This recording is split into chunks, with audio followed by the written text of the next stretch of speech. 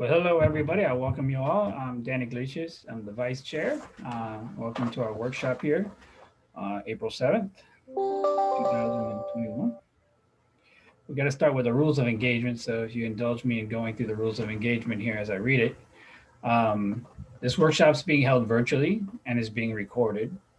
If you experience any technical difficulties, please contact Lisa Juan at the phone number on the screen or the contact that's on the screen, so that a member of our technical support team can assist you.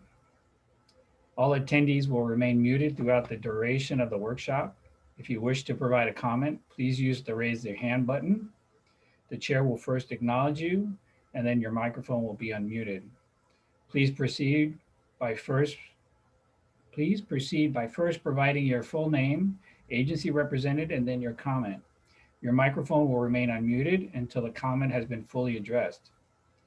In compliance with all applicable rules and regulations, no actions or motions shall be permitted. Discussions shall be limited to the matters listed in the published workshop agenda. Permissible discussions include presentations, questions and answers, comments related to the presentation. Any committee member deviating from these guidelines will be reminded to the limitations on such discussion. Please hold all comments until the presentations are concluded. Okay. So we'll go right into the agenda if we can. And first up, we have the fiscal year 2022 to 26 TIP, and Christopher Rosenberg will be presenting from the TPO. Chris. Good evening, Mr. Chair, members of the committee, fellow TPO staff. Hope you're all doing well, and thank you for allowing me to make our presentation today. As we do every year, we present the Transportation Improvement Program as it's updated on an annual basis. Can we go to the next slide, please? Thank you. This is the draft cover artwork of our new TIP. There's a lot of futuristic images on this year's image for the artwork. We're definitely looking forward after quite a year as we're all starting to get back into normalcy, and we're looking forward to a return to normal and see our transportation industry reflect that as such. Next slide, please. So I'll just remind the committee, as you're all well aware, the Transportation Improvement Program is a federally required document. We produce this annually. The TPO is responsible for producing this document, and it's basically a consolidation of all of our major transportation partners' capital improvement plans. It has to be fiscally constrained, and it represents the upcoming 5 years. So the horizon starts in fiscal year 2022, and it takes us through 2026. It functions as priority period 1 of our long-range transportation plan. The TIP is updated annually, and it is routinely amended throughout the year for any major changes that any of our transportation partners may experience, whether it be a project advancement, deferral, deletion, or a major project estimate change or scope change. All of those things are considered TIP amendments, and they have to be publicly advertised and brought to the TPO governing board for consideration. Next slide. So this slide shows us the process of the TIP in its development. We basically start in October. So we started this cycle in October 2020. The significance of the October month is when Fdot brings their tentative work program to the TPO governing board. So what that does is it basically prompts the TIP development committee to begin assessing what they were able to fund.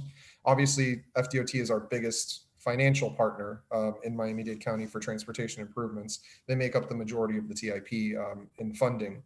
So they prompt us to begin reviewing what they were able to address in funding commitments to the TPO's list of program priorities. So we're able to kind of take stock of what we got, what we didn't get, what we still need, and that basically starts the process. So over the next couple of months, we assess that data. And then in January of each year, we open up the committee, the TIP development committee, and open up the database to all of our agencies to begin submitting their projects into our database, which is the InteractTip. Anybody can visit that website at any time. It is interacttip.com. Paul did send out links to all the committee members for our website, which includes the full TIP draft document, as well as our citizens version of the draft document. So through the months of January through March, and just actually today, we had our 15th meeting. So this this is updated as we're speaking. We meet as a TIP development committee, and we basically do a lot of coordination between all of the transportation partner agencies. It's very helpful to meet, even though we're doing it in a virtual environment, because we basically share the projects with each other. So let's say, for example, FDOT has a project coming up, 2 years down the road where they're going to be resurfacing a road. Miami-Dade County may say, uh-oh, that is going to impact a drainage, wastewater improvement that I have in the same area. We need to coordinate. So although the TIP development committee is structured to put together the plan, one of the major benefits is that our agencies get to talk to each other, and we usually catch a lot of problems before they happen. So that goes on from January through March. We then get to the 45-day public review period. This year that landed on March 23rd. That is the day that we posted our draft document that we had been working on for the previous several months onto the website, and we allow all members of the public to begin their review and provide comments to us. This is very important. It's federally required, of course, and part of our process, but all of those public comments are actually documented. We put them into a report, and they are included in the final agenda package that goes to the TPO governing board. So when the TPO governing board is reviewing the full TIP, when they're considering it for adoption, they also have with that document a list of every person's comment from the public who chose to comment. So next we're at today. Today is April 7th, and I'm sitting with you guys, and we're basically doing our first review and solicitation for your comments. I know you all have been reviewing the document. It's quite lengthy. It's over 1,600 pages. And the citizens version is a much more boiled down highlights, if you will, or cliff notes of the overall TIP. So you guys have both of those documents for your review. Next, we'll be going to the Transportation Planning Council on April 12th for the same thing that we're doing with you today. I'll do with them, give them, a primer, walk them through the process, remind them that the public comment period is open for any of their comments that we may have. And then the green section is our final approvals. So CTAC will be first up. CTAC will hopefully approve the document on April 5th and recommend it for approval to the TPO governing board. On May 7th, 2 days after CTAC, our public review period ends. So up until that point, we're collecting, we're documenting, and on May 7th, all of those will be compiled into the agenda package that does go to TPC, and it does go to the full TPO governing board meeting. So TPC will hopefully endorse the TIP document on May 10th. And then we land at the final approval, which is the TPO governing board meeting this year, scheduled for May 20th. Between now and May 20th, we will be doing individualized TPO governing board briefings. So what we do is behind the scenes, we mapped all of the projects from all of the different agencies into GIS, which is the database system that maps projects and puts it into their geographical location, and provided individualized project reports for each board member's representative area. So whether it's a commission district or a municipality, for the board member that represents a municipality, they will each have an individualized project report and a map that represents their projects. So over the next few weeks, board members and their staff will be providing us their comments or any questions that they may have. I field that, through to the representative agencies who are responsible for those projects. We provide responses to the board members and their staff. That allows a much more smooth process for the TIP adoption on May 20th. Next slide. All right, so I did say that we're looking forward, but we had quite a year, like I said. So this picture represents just a quick snapshot of some of the transportation experiences that we had last year. And one of the big things was, obviously, we didn't know where we were going to be with our revenues. So, we knew that there was definitely losses to the surtaxes, and the gas tax went down, but up until just a couple of months ago, we really didn't know what this was going to look like. But I'm very happy to report that the TIP is very stable from last year to this year. Our TIP last year was $8.2 billion over the 5 years. It is now 7.5, but we were expecting a lot worse. So a $7.5 billion 5-year program after the year that we just had is really, really something, to be happy about. We were thinking it was going to be much worse. I think all of the industries have bounced back within the last few months, and revenues have been increasing, and we were able to capture that in the capital plans that were approved and loaded into the TIP. So here's just a quick breakdown of our different groupings of projects by agencies and types of facilities. So the state roads, which is FDOT, Turnpike, and MDX, they make up the bulk share of the TIP, 57.6% of the total funding in the TIP at $4.3 billion. Very happy to report that our public transportation section is 34.3% of our overall TIP. I think that we're probably unique in the entire nation that has this representation in our public transportation investments.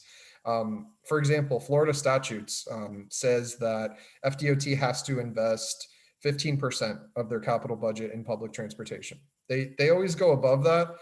They invest about 20%, 22%, on a good cycle. It's because of the SMART plan, and it's because of our board's direction to our partner agencies that, hey, we're built out, our infrastructure is built out, our highways are built out. We need to invest in our public transportation services. So I think that this TIP definitely reflects that. It's an increase in the public transportation section, and transit is the main component of that. So the SMART plan is well represented in this TIP. And then last but not least is our county road system at 8.1%, and that's represented through the Public Works Department through their various resources at $614 million. Next slide. So last year when I presented the TIP, performance management measures was a brand new concept, and it was a brand new federal requirement.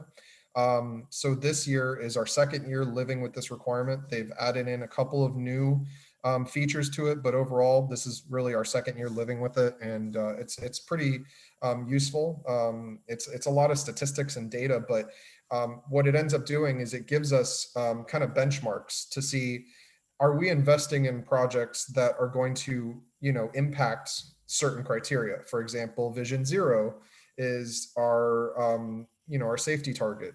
Our end goal is to have 0 fatalities on our system. So we're able to see, based off of what we're investing in transportation projects that have been tagged with a safety target or performance management measure, in other words, are we investing enough? Are we seeing the trajectory in fatalities decrease based on our pattern of investment? Do we need to adjust to that? So the way that the TIP functions is it gives us a really good platform to make that assessment.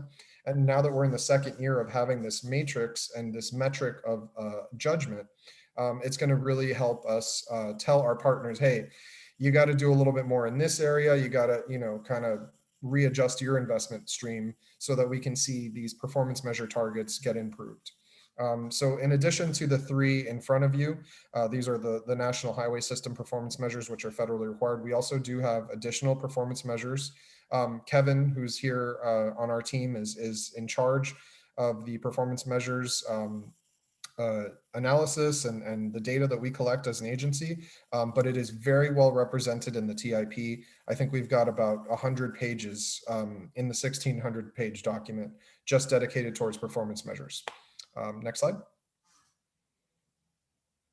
And I am here, as always, for this committee and for any of your team members to answer any questions. We certainly appreciate the CTAC. They always provide us very, very meaningful comments in the development of our TIP and all of our documents. So I'm happy to take any questions on your preliminary review. Thank you. Okay, thank you, Chris. Good presentation. I'm trying to bring up the screen for the raising your hand. If you have a question, please raise your hand from the members. I can see Suzanne Shine. I see your hand, so we'll go ahead and recognize you first, Suzanne, and then I'll go based on if you raised your hand on the screen. Go ahead, Suzanne. Unmute yourself. Thank you. Okay, so I'm sorry, I couldn't find the link to get in, so I missed the whole introduction. So I have a lot of questions, but because I read the whole thing and I see that you're the finance person. So are the questions we're to ask you about finance only? No, I can get you any answers that you may need, project related, whatever you have. I have a lot of questions, so I don't really want to hog the floor. I didn't know the format. I thought maybe it would be presented in stages of the way it was written, but I guess some of the overall questions I have to do with how public transportation is being funded.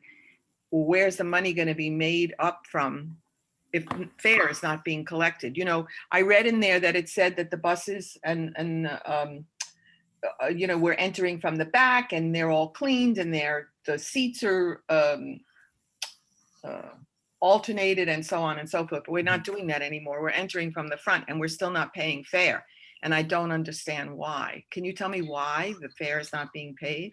Sure. So we just actually received some information from the mayor's office that fares will resume collections on June 1st.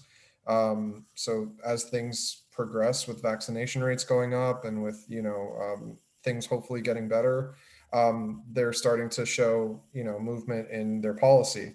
So fares will begin getting collected again on June 1st. That's breaking news. That was, I think, as of yesterday. Paul can probably correct me if I'm wrong.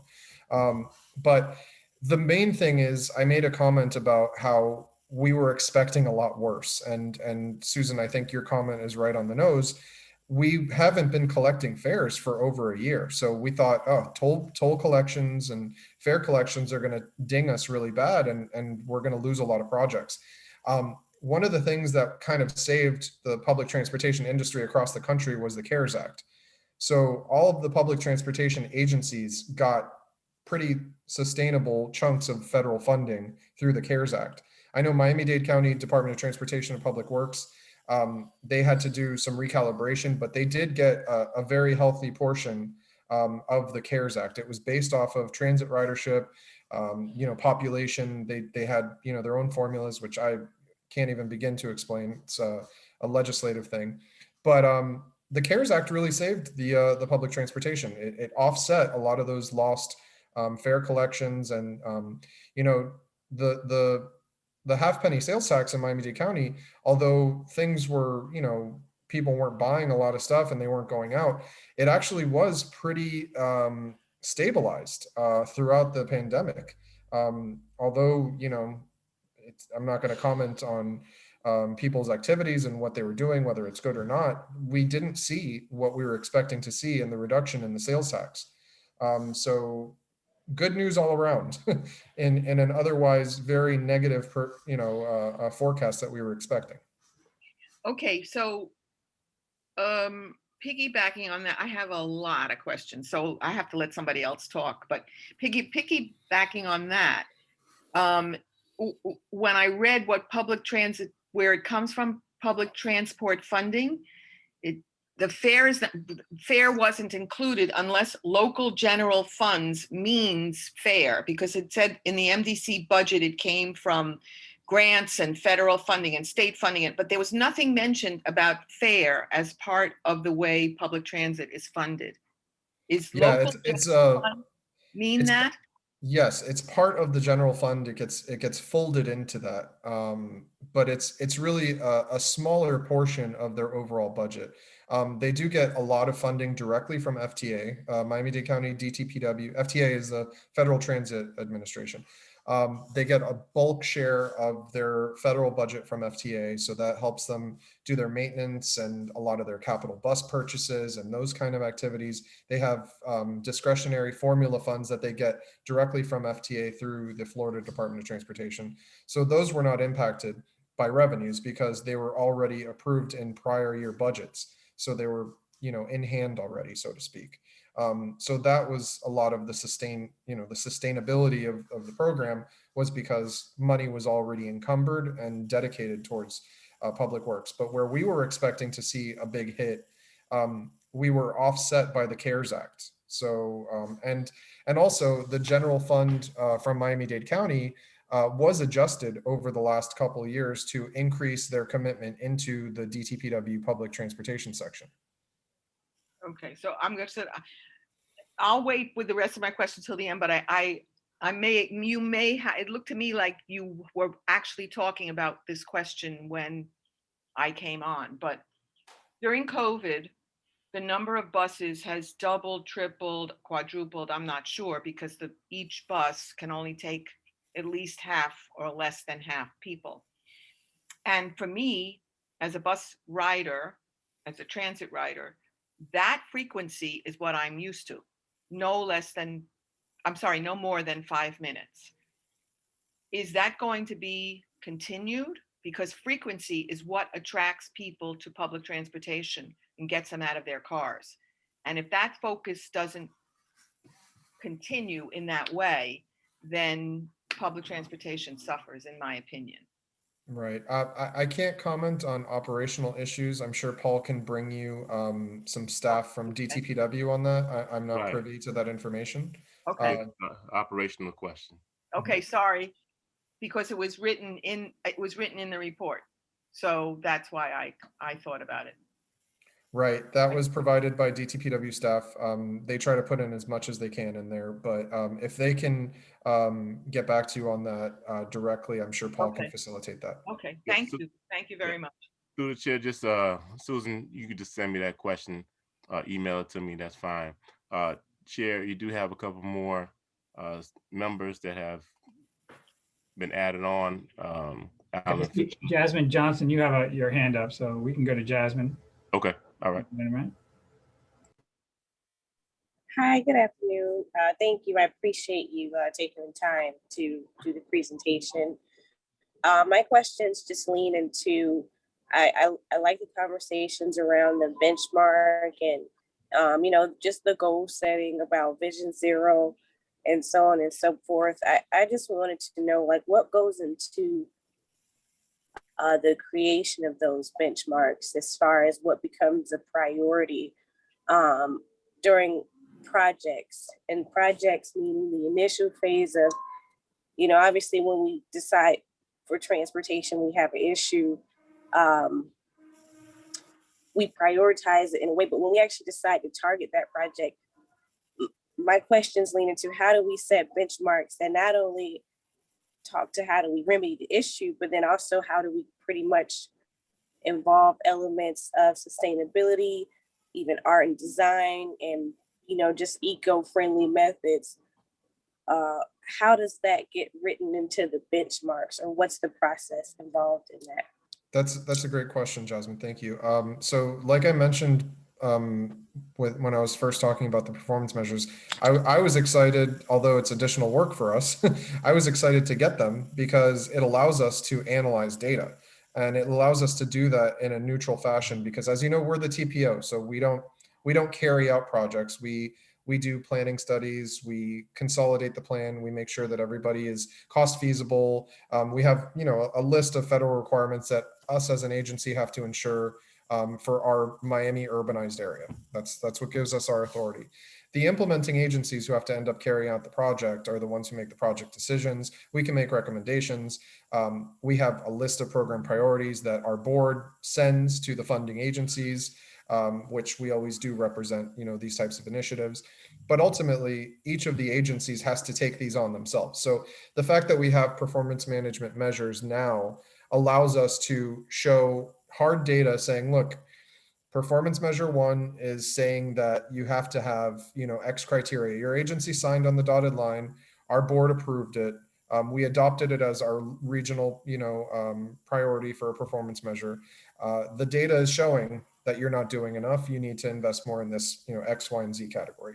So I think that these new performance management measures are going to really aid us in making more firm recommendations with actual statistics behind them. Because, up until this point, the TPO really has more of a clerical role in the project decision making, and we have to make sure that federal requirements are met. This will help us towards that end. Well, I'm happy you say that, because I do think it's been a clerical approach versus who sets the actual standards and how do we increase our standards.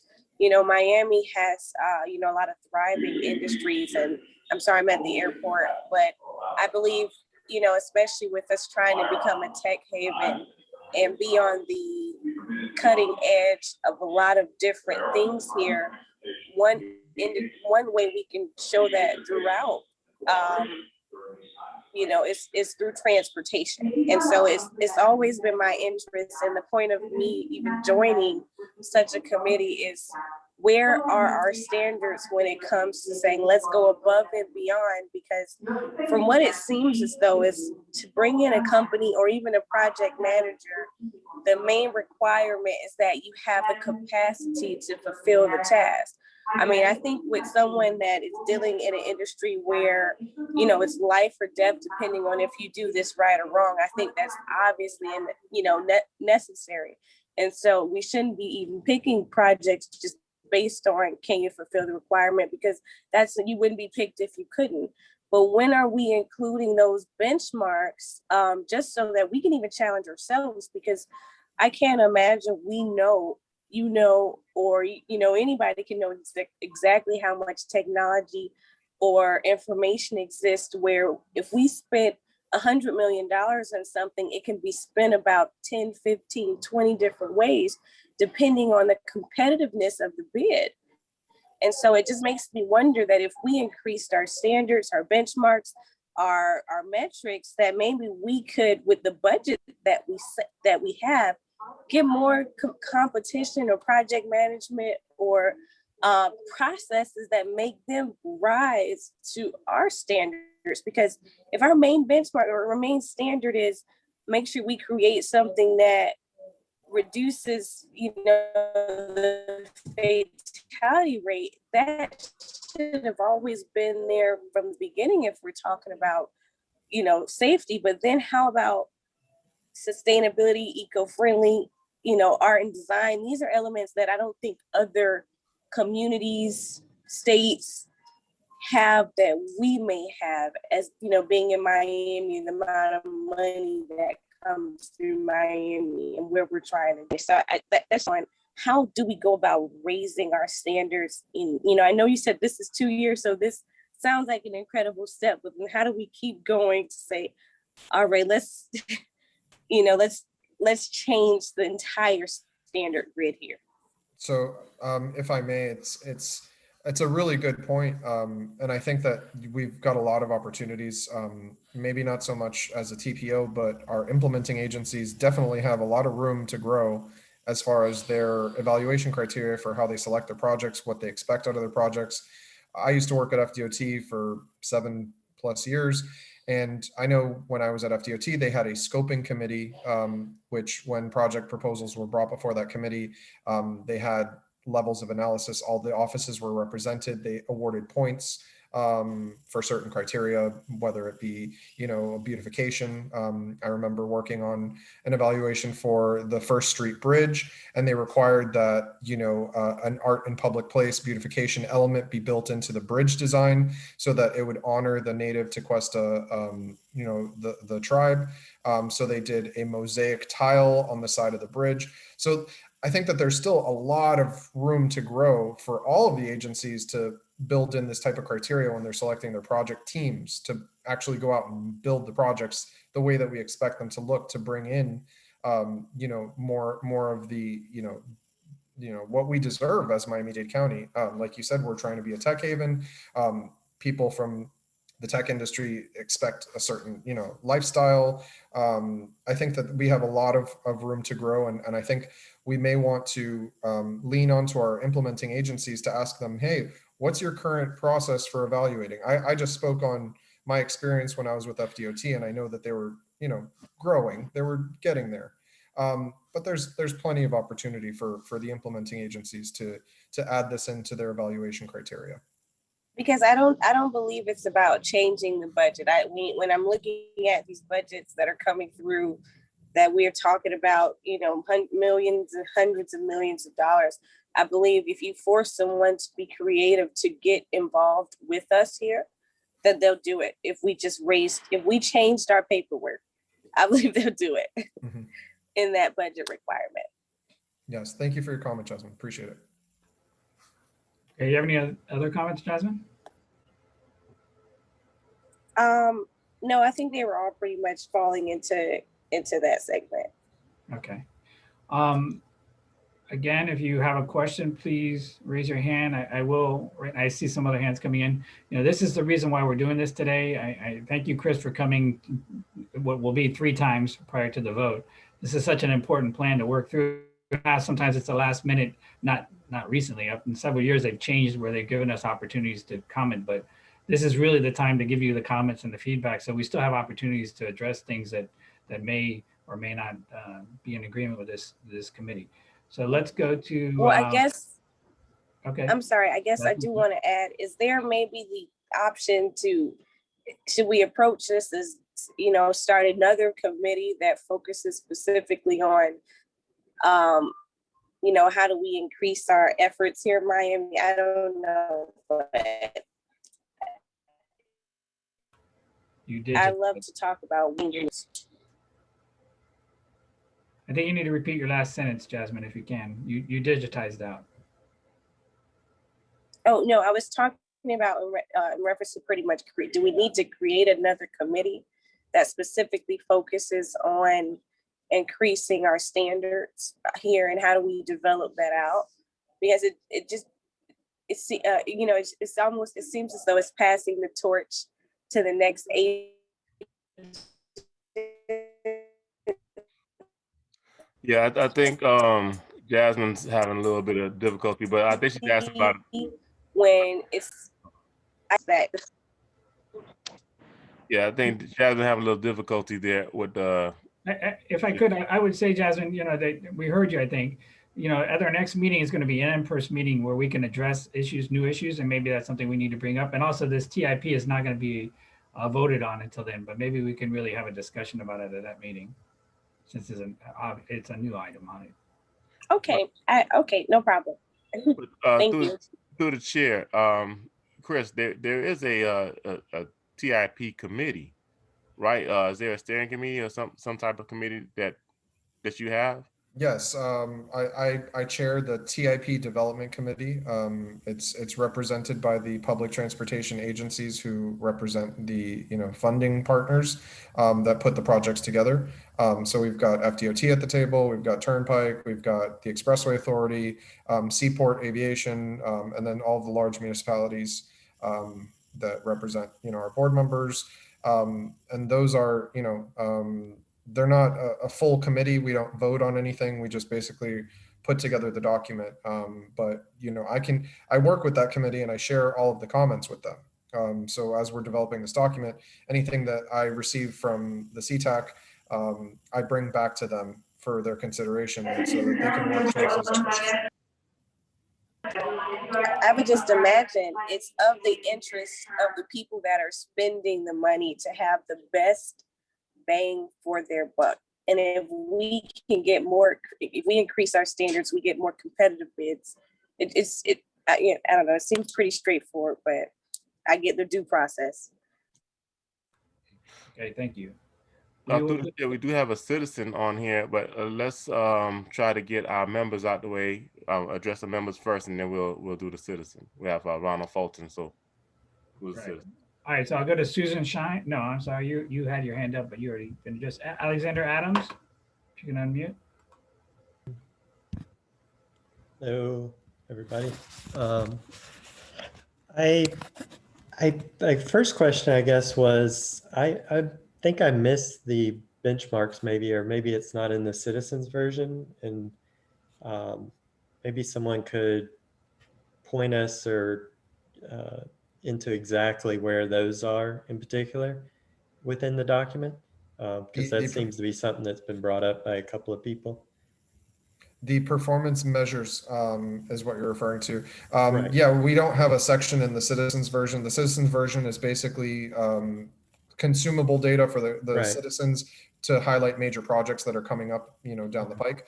The full TIP has about 100 pages in it dedicated to these measures. And I hope not to put Kevin on the spot, but he's our guy who's responsible for the performance management measures. So he helps us with that. But for my function, what I do is all of the thousands of projects that we have in the TIP, every single one of them gets tagged for a primary and a secondary achievement. So, primary one could be, reducing number of fatalities for safety for PM1. Number two, maybe it also happens to be a pavement condition improvement. So it achieves both targets. And then all of those macro data elements go into a report. And we're able to say we're dedicating $700 million to reducing fatalities. And it helps us, evaluate against the end results of annual fatalities and crash data. Are we doing enough? Has the number, has it tilted downward? Is it staying the same? Do we need to invest more? So those are all, So built into the report. so I guess my question maybe to Kevin is there a title or something that we can look for out of the 1,600 pages, like for those in particular, or is it mixed throughout the document? No, there's a section. Sorry, Chris. There's a section in the 100 pages, as Chris called it. It's called the System Performance Report, and that list is what we had to call last year. Okay. So in that's where you'll have all these various performance measures, and it's not one subject only. It's many different things which is scattered in that section. Okay, but if we look for System Performance Report, we'll find basically those items Yes. rather than the whole 1,600 pages. Okay. Right. So that answers the first. Just type in system performance on your search bar and you'll jump there quicker. Okay. All right, good. So my second question is kind of a categorization. I do think that we're spending more money now on public transportation and transit related items. However, I think to be more logical for the general public, and I find it's a stretch. It's a real stretch to say that aviation and ports is public transportation. I mean, I think it's a little bit, and to say that county roads are not part of surface transportation, I think it's just doesn't fit well. Like, it seems like it should be roadways, ports, which is everything the sea, aviation, everything in the sky, and then, public transportation should be really tri-rail. I guess in this report includes Brightline, includes things like that, but that's just a qualm I have with how that's kind of divided up. I think it would give us a better, and if maybe you already have the document sort of created. I mean, if you could at least bring us those numbers that, has like seaport separate, aviation, all roads, and then transport, public. That's the way I would think most people think of it, as like, air, sea, that sort of thing. I do think that if I can respond to that comment, we do have that in the executive summary of the TIP. It is broken down very, very specifically. Every single type of transportation improvement has a percentage next to it, evaluation, and a grouping. So you'll find that in the first several pages of the full document, and very, very specific itemized breakdown. Okay, but I think when we're presenting it to the public, it should probably be broken out in very simple, still just 4 categories, but anyways. And I think we do have a real opportunity here. The US DOT, which ultimately is kind of the big father policy setter, as you mentioned, brought quite a bit of money to transit to keep them afloat during this crisis. I know that they're looking in this next transportation bill, this infrastructure bill, to have a lot more money for everything from bridges to ports to airports to transit. I mean, a lot of stuff. So one thing would be going back and looking at, I know in the past they were called shovel ready or something, but really looking again at some of these things that maybe not shovel ready, but things that we may have passed over, things like tri-rail expansion, you know, whether it's west or south or other things that, you know, might not be particularly in a particular category, but we may have a chance now because there are new funds coming available. You know, and I don't know if that's going to change any of the ideas for the smart corridors, but maybe for the north, because that's the one heavy rail and that's been the one that hasn't really had a lot of, maybe I'll say backing or you know, it's been challenged financially or however you want to say that. So hopefully there'll be some encouraging news in that sense. And the last part is the money specifically for fixing. And I know this is a quote out of, you know, USDOT. They really are prioritizing fix it first versus building bigger.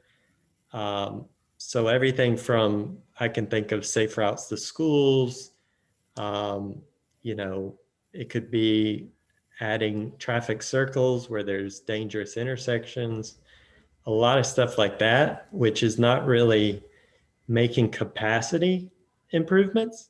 But I know that's going to be a focus on this DOT administration, and DOT is a US DOT. And I think we should be looking at that as well, not just capacity. So. Well, hopefully we can bring you back some good news in the near future. We're keeping an eye on it. Yeah. Okay, thank you, Alexander. Susan Shine, you wanted to go back? Yeah. I guess I wasn't using the correct terminology, but the previous two people who spoke talked about benchmarks, and I guess that's what I was talking about as well. I suppose that's a term I'll have to use in the future, but benchmarks are really, I've been, for the entire time that I've been on this, in this group, I've heard about this and there doesn't seem to be anything being done about it. So it's almost like we're wasting our breath unless somebody does something about it. I just kind of want to back up the other two comments. In terms of public transportation, obviously, clearly, everyone knows that's my focus. And I was very surprised to see that 20% of the budget is clarified, says it's focused on public transportation, but I never in a million years would have thought that included airports and seaports. 15%. 15%. No, 15% is the Florida statute. The TIP has 33%. Okay, so where does the bright line come in there, and where? I mean, there's a lot of. I thought the plan was very impressive. That's the plan. I don't know how it's. You know, I think what we're talking about in terms of benchmarks are how it's executed, which is why there's such a big discrepancy between what I experience as a traveler in Miami-Dade County and what I see in the plans. And so the bright line seems to be a fairly expensive way to travel and doesn't seem to be available in terms of the way it's written into the plan as a commuter experience for people who need to get to work on a daily basis. So I'd like, and I've been out of town for a long time, so I understand the bright line is not running. Is that correct? I'm not sure. I don't know the answer to that question. I'm actually a Broward County resident. It is still not, Bright Line has still not resumed service. Right, okay. So, I mean, there were a lot of things in here with. Sorry, Susan, and from what I understand, it keeps getting pushed back. I think they're looking now at like the third or fourth quarter of 2021. That was the last thing I heard from them as to when they were going to resume service. That was my next question, because overall there were a lot of dates in the plan that instead of my asking each individually, especially the bus routes coming across the express buses and the BERT situation and, you know, coming across the beach that I don't see functioning. So I would imagine that COVID has impacted a lot of that. Is that correct? Yes, obviously we had to reassess the way that we were putting our requests through. There was a lot of infrastructure improvement to deal with the emergency that had to be expended, but we continue to keep them as the top priority. So, you know, we were successful in getting FDOT to commit to the overall operational investments in several of our BERT corridors. But for the Beach Express North, which is one of our Smart Plan BERT networks, FDOT is actually spending about $7 million to improve the Julia Tuttle so that it's ready for a very, very efficient BERT service.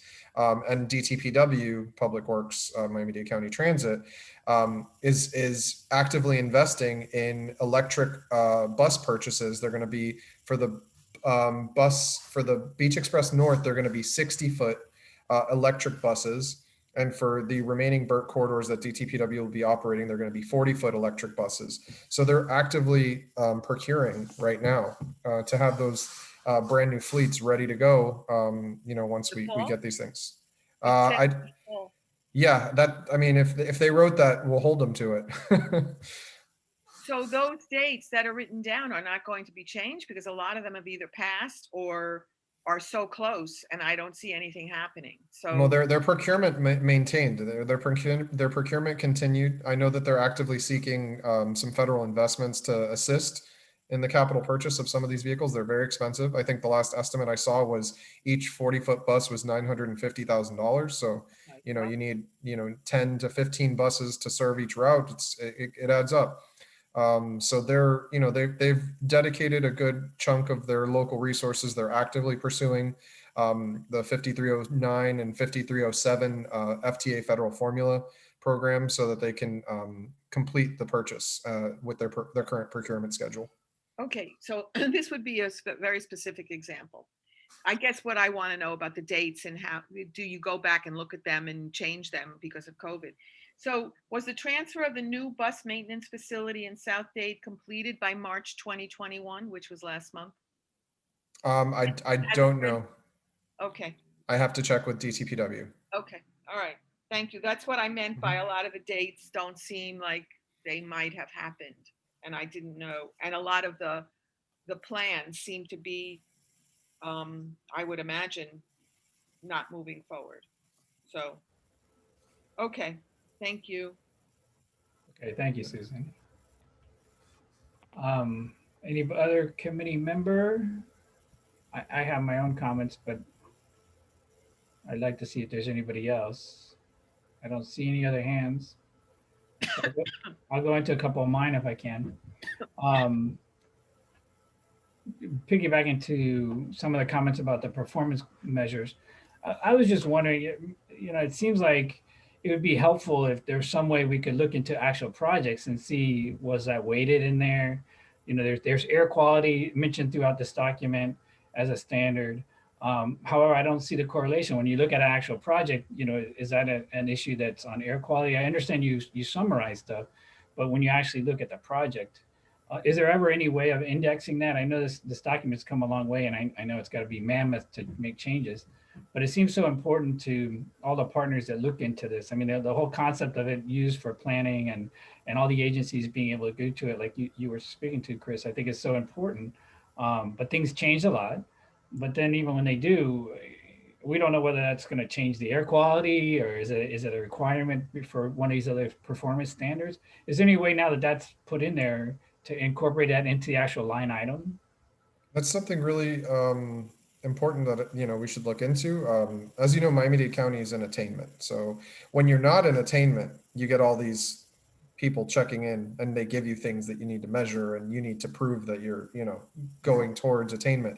When you're in attainment, which we are, none of those things are federally required. So as the TPO, we can't really force anybody to do additional steps when you're in attainment.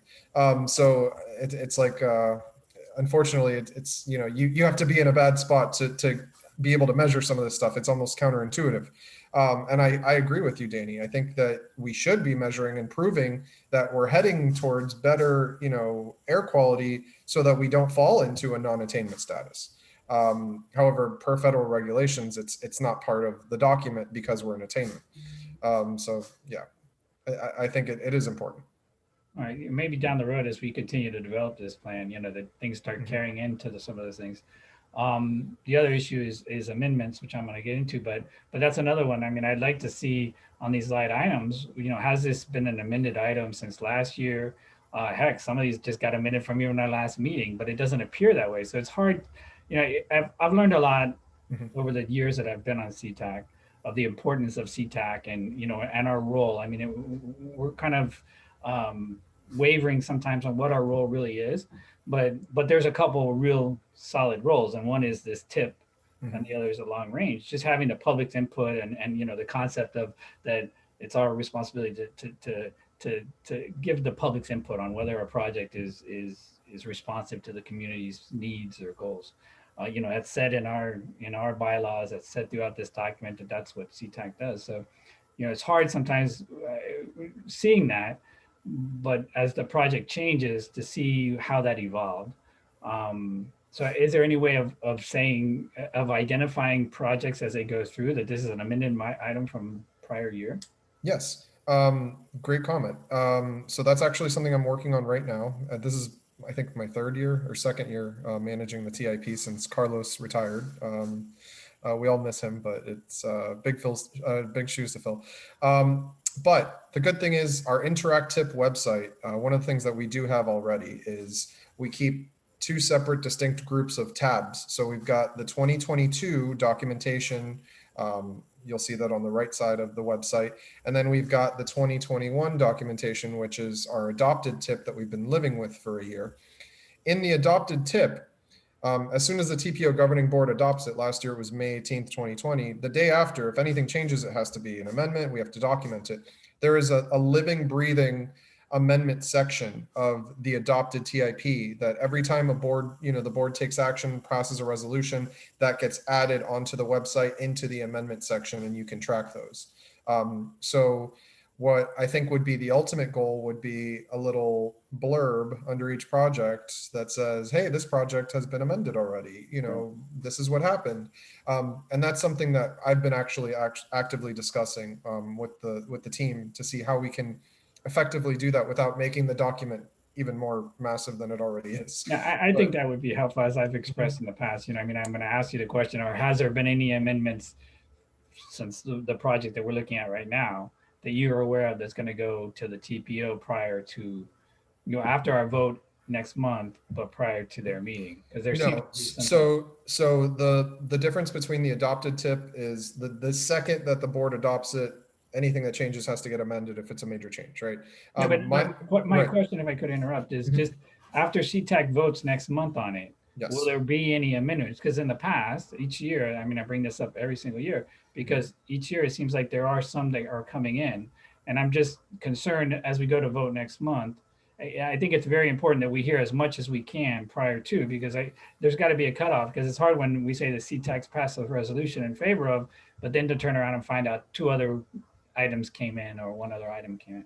Yes, so you're discussing the current TIP. We have a process called the errata process, which basically the impetus for an errata is the second that we publish the document online and the 45-day public review period begins. Anything that changes from that version of the document as far as projects go, up until the end of the 45 days has to get disclosed in an errata sheet. An errata sheet is basically saying X project, this is what happened to it, whether it went up, went down, got removed, got added, anything new on a project has to get put onto the errata sheet, and each agency has a blank errata sheet with them right now. So they can't put anything into my document because I have it locked right now. If they want to put something, they have to ask me, and they say, hey, I had a change. I got my budget changed, this project, something happened with the schedule. I then have to say, please put it on your errata sheet, and that goes with the full TIP, and it will go to you guys too. So you guys will see the errata sheet. The errata sheet will capture anything up until the last day of the 45-day public review period, and it's part of the agenda package. Great, that would be helpful. Mhm. How about the municipal input? I asked you about this last meeting, I believe. But how is that included in this plan? Because it seems like the plan calls for you mentioned it too, your partners having input, having a chance to have input, but the municipalities fall into that as well. How is that compiled? How is that put on the tip? Is it put in the tip or just considered?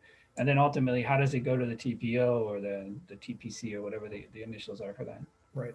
So the bridge or the delivery mechanism to bring unfunded projects into the TIP is our list of program priorities, right? It's a separate and distinct document that our board approves. And it basically is our request that we submit to our funding agencies so that we could potentially introduce new projects into the TIP. We send out the list of program priorities to all of our municipal partners, all 34 municipalities. So they have the opportunity to send ideas. We obviously have to filter them, make sure that they're eligible, they're in the long range transportation plan, they're cost feasible, that they have a budget line item if there's a local funding component. So that is the main way that they get involved and they get projects into the TIP.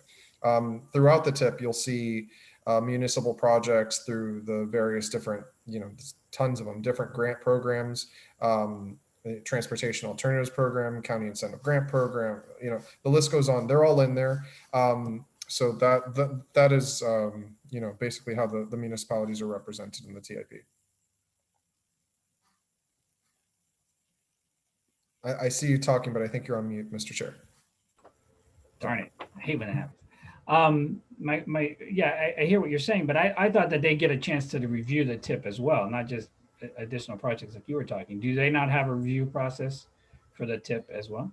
Well, we have municipal partners on the TIP development committee, so they participate in all of our meetings. Obviously, we have municipal representatives on our board, so they vote on it through their representative, board member. So yeah, they're all throughout the process.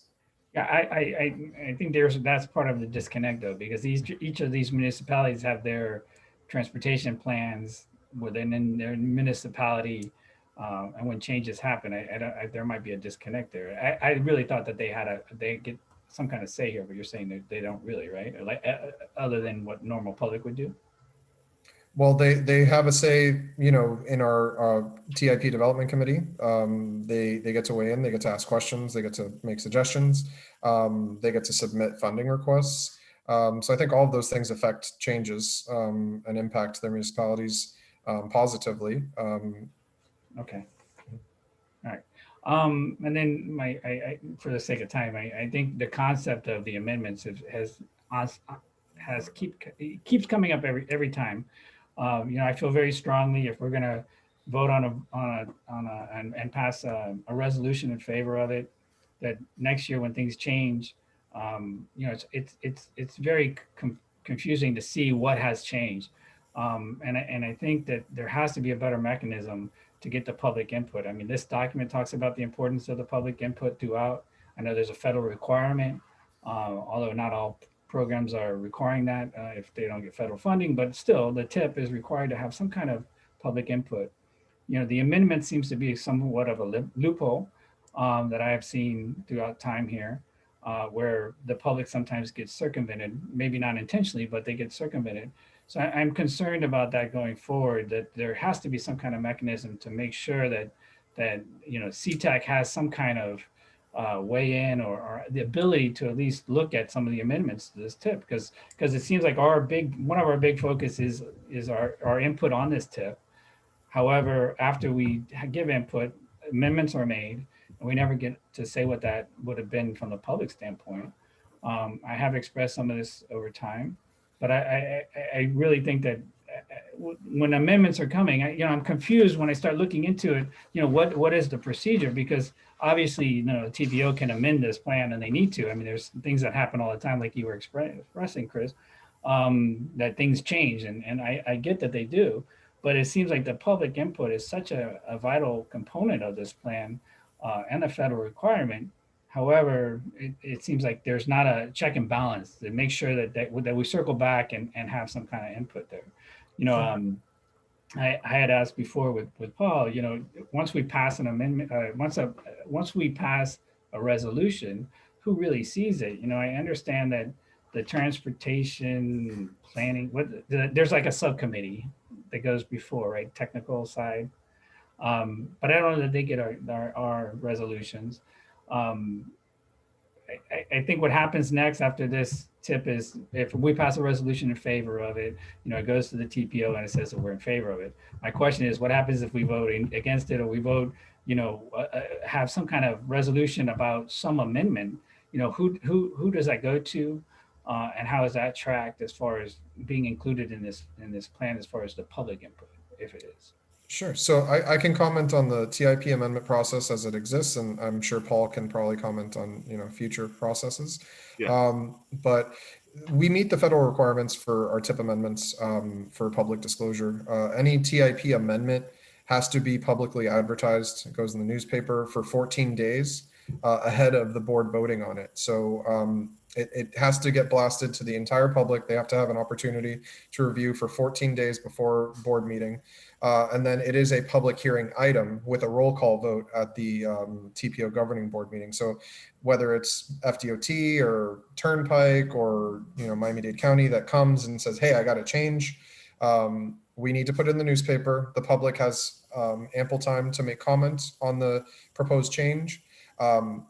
Our team documents all of those. They're included in the agenda package, whether it's a voicemail, whether it's an email.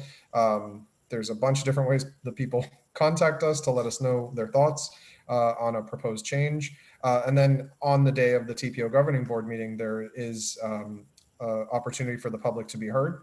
And all of those things weigh in the TPO governing board's decision on whether to say yes or no to a TIP amendment. And that's you know, delineated in our prospectus and is part of the federal process. Yeah, but that's where I have a question on the perspective. It says that the same process needs the same procedure required for developing and adopting the original document. The tip may be amended at any time during a program year by the same procedure required for developing and adopting the original document. To me, I mean, the CTAC has a role in that originally, but it doesn't appear to be after. So I think there's a disconnect there, and that's what I was trying to ask if we could look into, you know, the difference between the perspective and how it addresses amendments in regards to CTAC participation and what the tip refers to on it. Because I mean, it does say see the perspective basically for further information, but it doesn't say that it has to go through the same developing and adopting, you know, requirement of the original document. So to me, it's confusing. Okay. I am done myself. Let me see if I can see if there's any other members. I think through the chair, you had Ronald Fulton who had a question. Okay. Ronald Fulton? Yeah. If you would like to unmute your mic.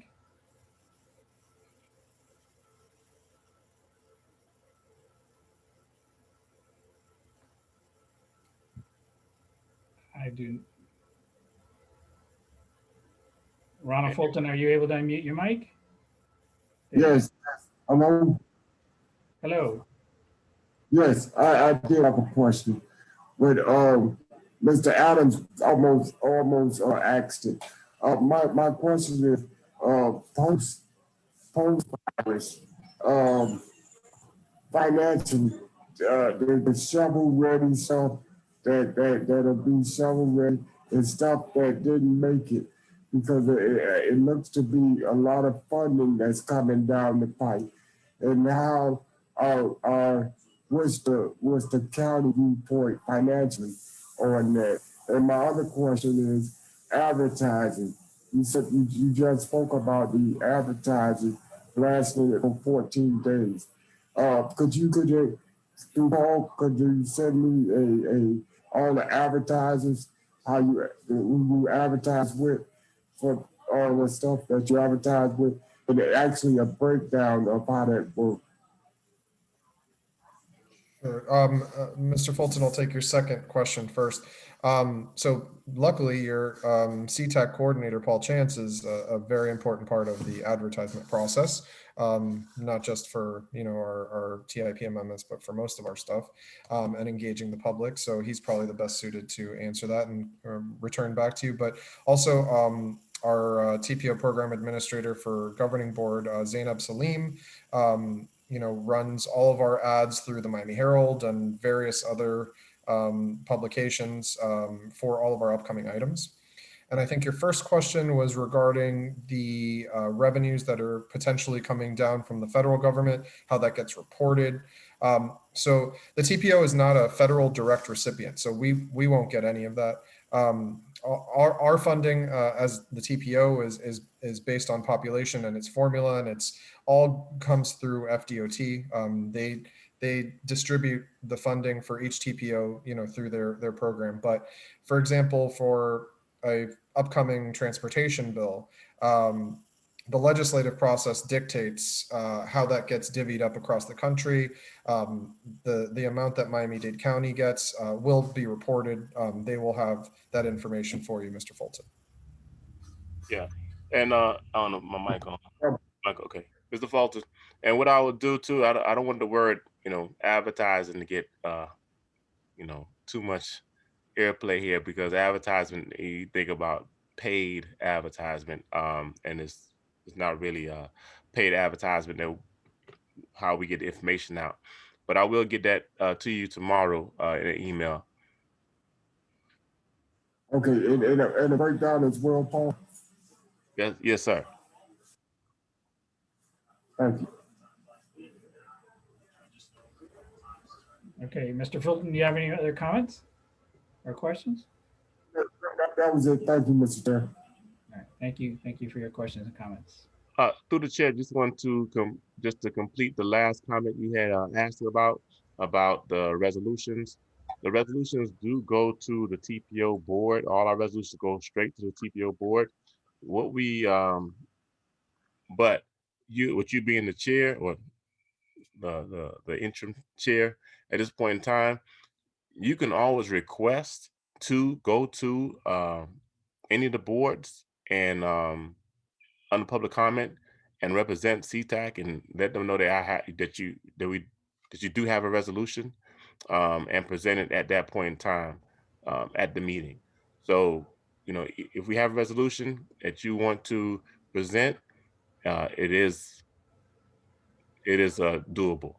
Yeah, again, it's that Transportation Planning Council because again, after several years of being here, I'm starting to learn a little bit more how things are done. But it seems like things go to the Transportation Planning Council, and they make a recommendation to the TPO, and then the TPO votes. So I think it's important that Transportation Planning Council has some perspective of what the citizens feel on an item if it's being amended.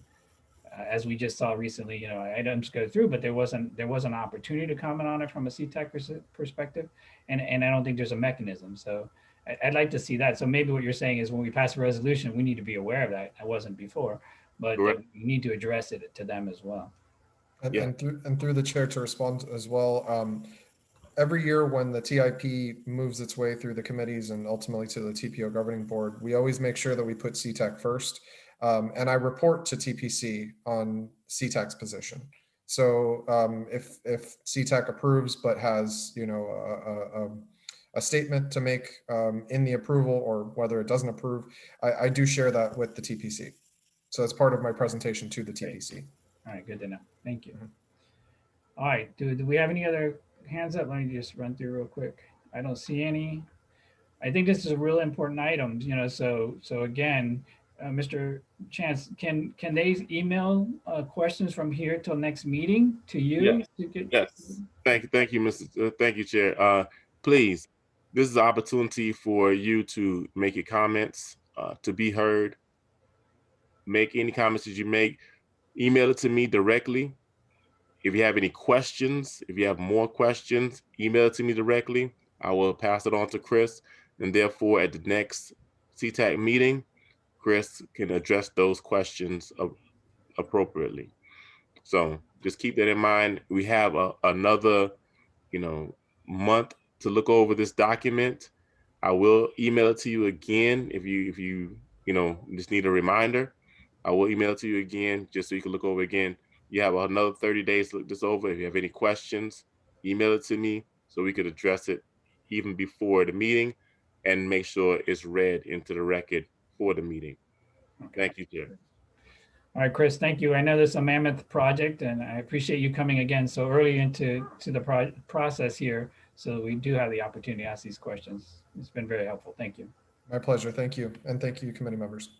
All right, so we'll move on to the next item again. Item number 3, fiscal year 2021 transportation alternative rankings. Oscar Camejo, Miami-Dade TPO project manager. Okay, well, good afternoon. This is another project or item, if you may, that goes before CTAC on a yearly basis. And it's actually a ballot where items are ranked on. This actually goes into the TIP through the form of the list of program priorities later on in the summer here. This program is a discretionary funded program from Fdot. It supports projects like bike ped facilities, recreational trails, safe routes to school projects, community improvements, and the like. The process began in January, whereby all the cities were solicited and all our stakeholders, transportation partners, and the different agencies. The deadline for applications was February 19th. Last week, they made their presentations before Fdot.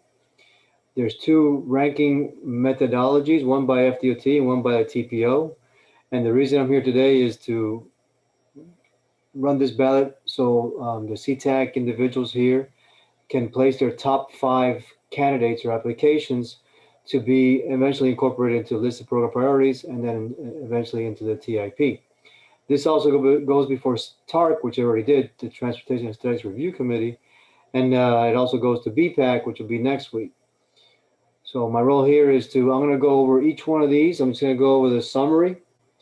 And I know that Lisa Juan we have a Google Earth of each project as applicable.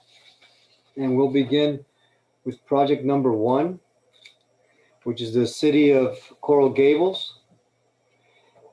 The project title is the Downtown Coral Gables Water Quality Improvements, Pollution Prevention and Abatement to Waterway and Biscayne Bay as a result of roadway stormwater runoff.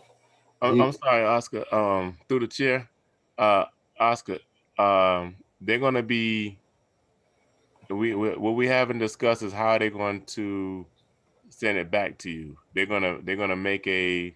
Mm-hmm.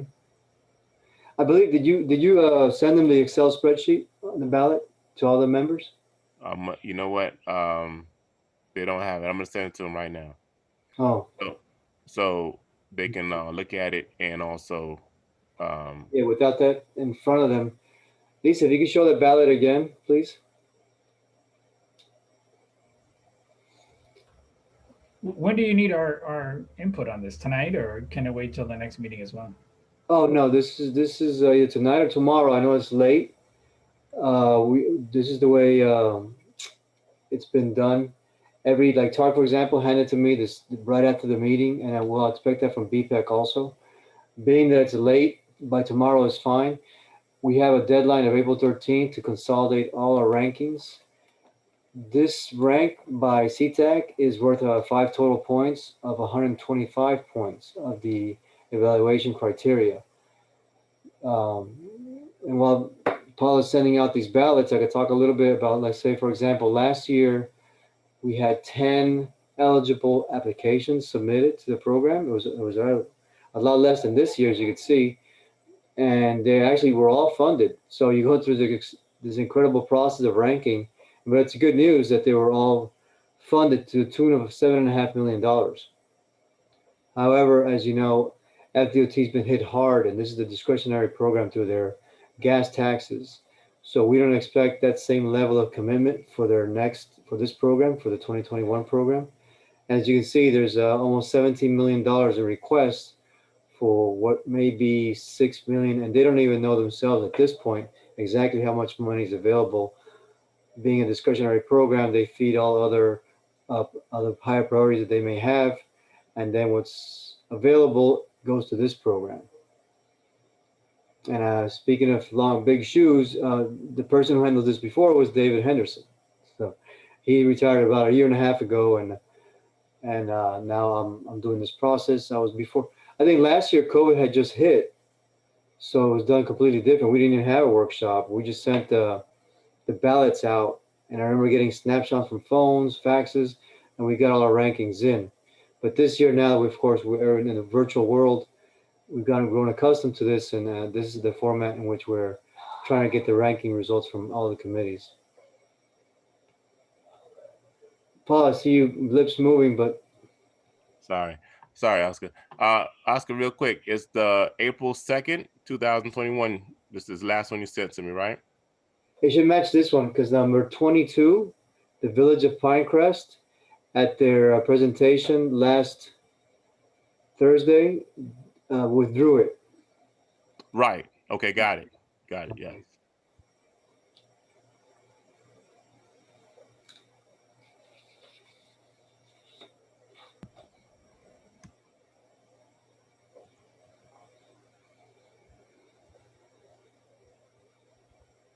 You want to give some time for the CTAC members to check their emails so they can have it handy?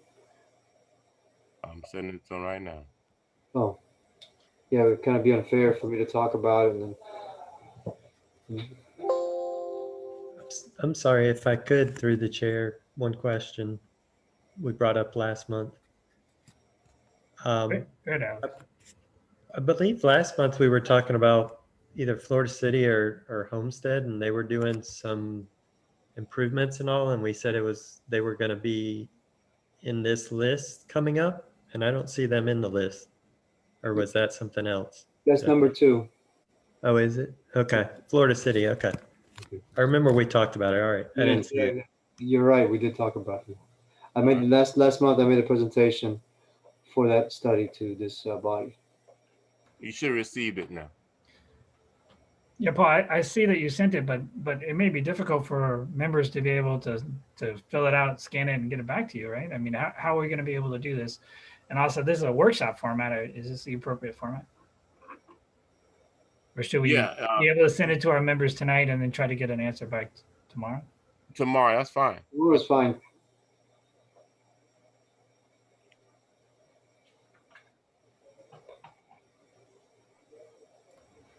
Okay, Oscar, I think you can go ahead. I think we all just received it. If people have access to it.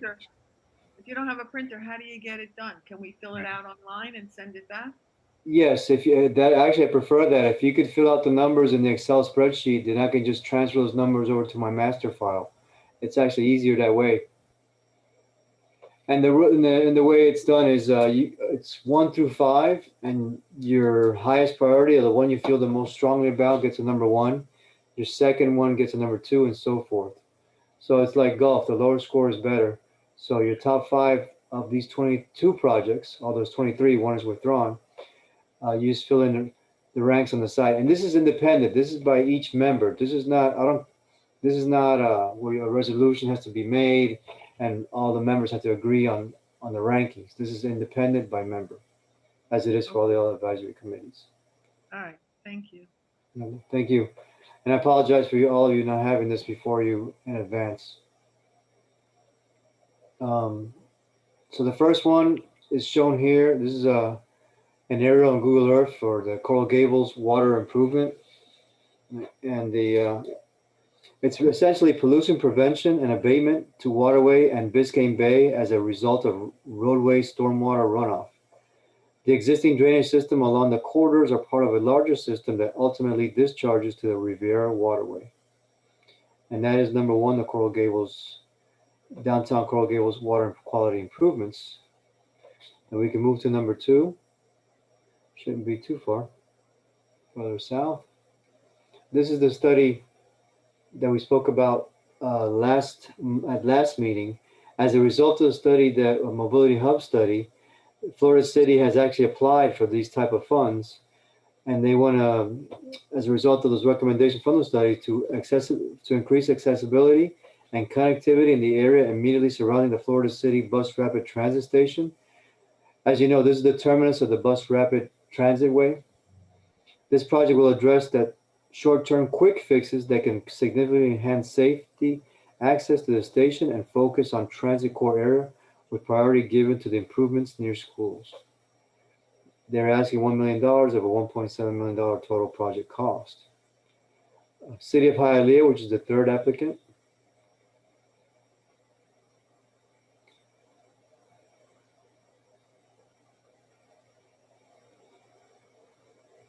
Okay.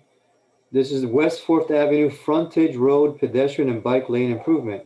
It's to add sidewalks on the east side of West 4th Avenue along the canal and provide a bike share lane from West 49th Street to West 66th Place. They're asking for $765,000 for a total of $918,000 effort. City of Hialeah has another application, application number 4, which is a sidewalk improvement, what they call Section 12 in their city. Add sidewalk and ADA ramp improvements on all corners from West 12th Avenue to West 8th Avenue and from West 32nd Street to West 37th Street, inside that quadrant pictured there in the red. They're asking for $252,000 of a $300,000 effort. Application number 5 is the City of Miami. This is the I-395 underdeck Baywalk connection, Northeast 13th Street from Biscayne Boulevard to Biscayne Bay.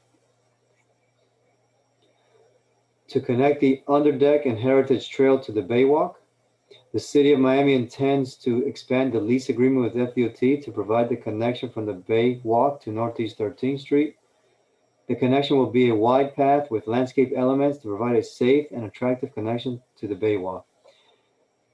Their request is for $600,000 of a $900,000 effort. Can I ask a question? Sure. Is that red line going over the highway or under the highway? No, it'll be under. It'll be a Baywalk underneath the highway. Okay, thank you. Oh, you're welcome. That's actually a good question. Well, I would imagine that it was under, but I mean, Yeah. you know. But it's, you know, they actually, what they should have drawn is dashed lines to insinuate that it goes underneath. Yeah. I don't believe they want to put a human catapult there or anything like that. So number 7 is the City of Miami Beach. Meridian Avenue Shared Use Path. To enhance the bicycle and pedestrian network in Miami Beach in compliance with the adopted bicycle pedestrian master plan, the project consists of a final design and construction of a 10-foot shared use path on the west side of Meridian Avenue from Dade Boulevard to 28th Street. They're asking for $700,000 of an $843,000 effort. Applicant number 8 is City of North Miami. Golf course.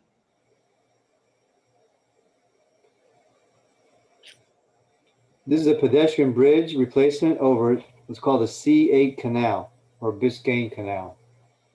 Replace the existing pedestrian bridge over South Florida Water Management District Biscayne Canal. The existing bridge is located between Northeast 2nd Avenue and Griffin Boulevard, approximately 1,400 feet south of the existing Northeast 135th Street vehicular bridge. I believe this bridge is not very wide, and they're going to make it also bike ped friendly. It's an older bridge. This is they're asking for $700,000 of an $800,000 effort. All right, Oscar? Yeah, I'm sorry. Go ahead. Oh, sorry. I thought you're done. I was going to say, before you go to the next one, I think you skipped over number 6 by in error. Oh, you may be right. Yeah, Lisa, I'm sorry. If you go back to number 6, thank you for catching that, Kevin. Mm-hmm. Hope you all took your Dramamine. Number 6 is the City of Miami. They have two requests. This is the Miami River Greenway, Northwest 19th Avenue to Northwest 17th Avenue. Provide for a publicly accessible pathway for bicyclists and pedestrian in concert with the roadway reconstruction on Northwest North River Drive. This public pedestrian and bicycle trail along the historic Miami River will connect diverse multicultural neighborhoods, public parks, residences, historical sites, businesses, and cultural attractions around the waterway. They're asking for $1 million of a $3.9 million effort. Okay, I guess now we can go back to number 9, the City of South Miami.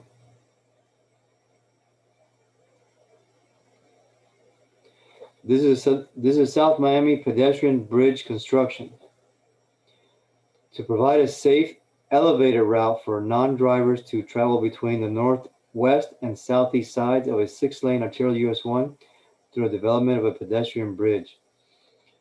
This is really part of the last phase. They received money before through this effort, and they're asking for $400,000 of a total of $5.4 million project.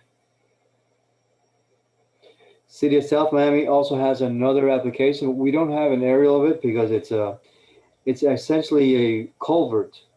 South Miami culvert replacement, Southwest 64th Court over Twin Lakes Canal, to replace the structurally deficient corrugated metal pipe culvert located at 64th Court within the Twin Lakes Canal in South Miami with a new structure, providing greater connectivity between the Miami Lane neighborhood and the existing metro rail and businesses in the area and promoting pedestrian safety. They're asking $1 million of a $1.2 million effort. City of West Miami, applicant number 11.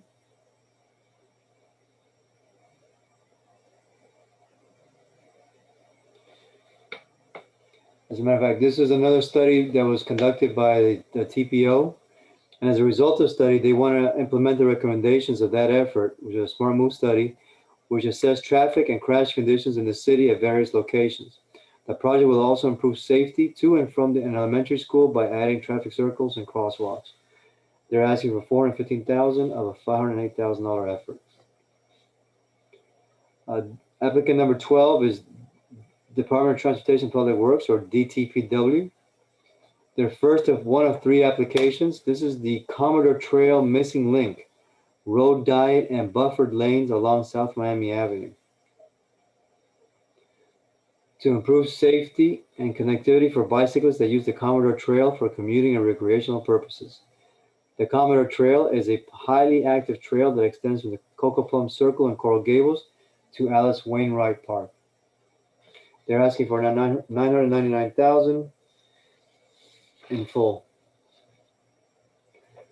Their second application for DTPW is applicant number 13. This is actually a study that Kevin will be presenting to you next week, at the next meeting. First last mile connection to the Aventura Brightline Station and the Aventura Bus Terminal, to provide bicycle connectivity along West Dixie Highway to the Aventura Brightline Station and the Aventura Bus Terminal. It also aims to improve bicycle travel from the Old River Park through the city of North Miami Beach to Reynolds Park and to the Miami-Dade Broward County line. This is they're asking $1 million for a $2.2 million effort. The third application DTPW submitted, or application number 14, is called High Lane Conflicting Points along Southwest 137th Avenue Bicycle Lanes. To highlight conflict points along the existing bicycle lanes of Southwest 137th Avenue from Southwest 344th Street to Waterstone Boulevard, approximately Southwest 309th Street, while improving the riding surface for cyclists and vehicles. Southwest 137th Avenue is a multi-lane road with a posted speed limit of 40 miles per hour. They are seeking $943,000. Application number 15 is from the city, or the village of Miami Shores. It's called the Intersection Improvement Project. Improve ADA compliant crosswalks along the village's local roadways, to improve pedestrian safety along the 2 main roadways within the village that lead to local schools and a community park. They're seeking $200,000 of a $218,000 total request, a total funded project. Application number 16, Miami-Dade County Parks, Recreation and Open Spaces Department, or PROS.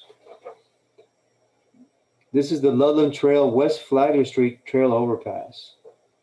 To construct a shared use bridge overpass across West Flagler Street, Florida Department of Transportation right-of-way located west of 69th Avenue along the Ludlam Trail corridor. The proposed bridge will span approximately 100 linear feet across Flagler. They're asking for $1 million of a $14 million project. Application number 17, the Town of Cutler Bay.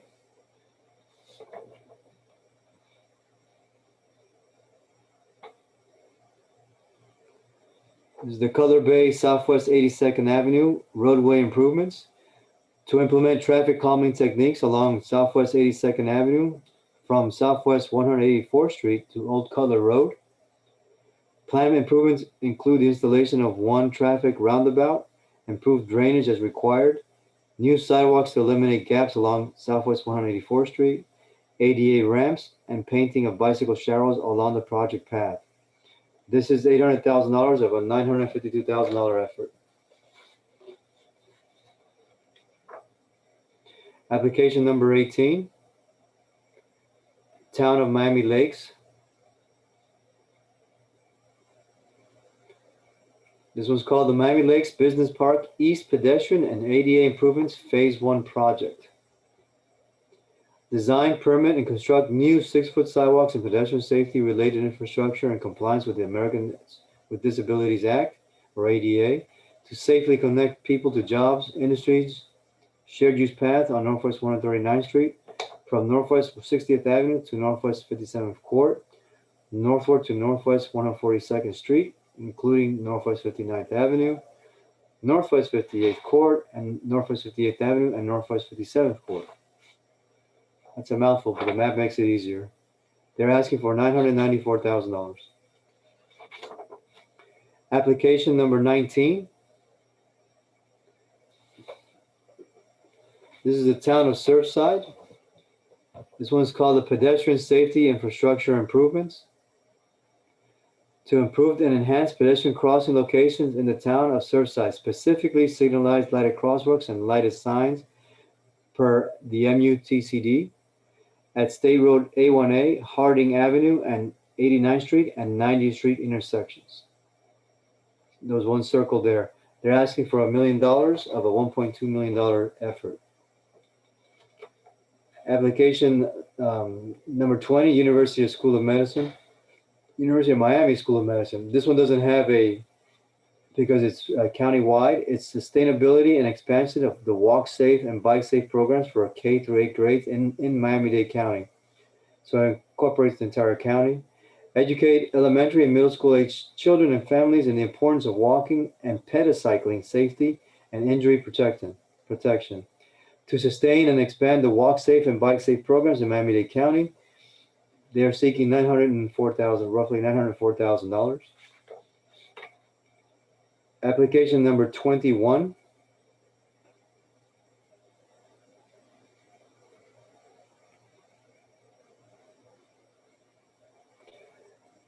Village of Palmetto Bay. This one is called Palmetto Bay Sub-Basin 11 Improvements to help eliminate flooding to specified roadways and the connected side streets in the village of Palmetto Bay Sub-Basin 11, which is a 48.37 acre area of single-family homes and commercial development.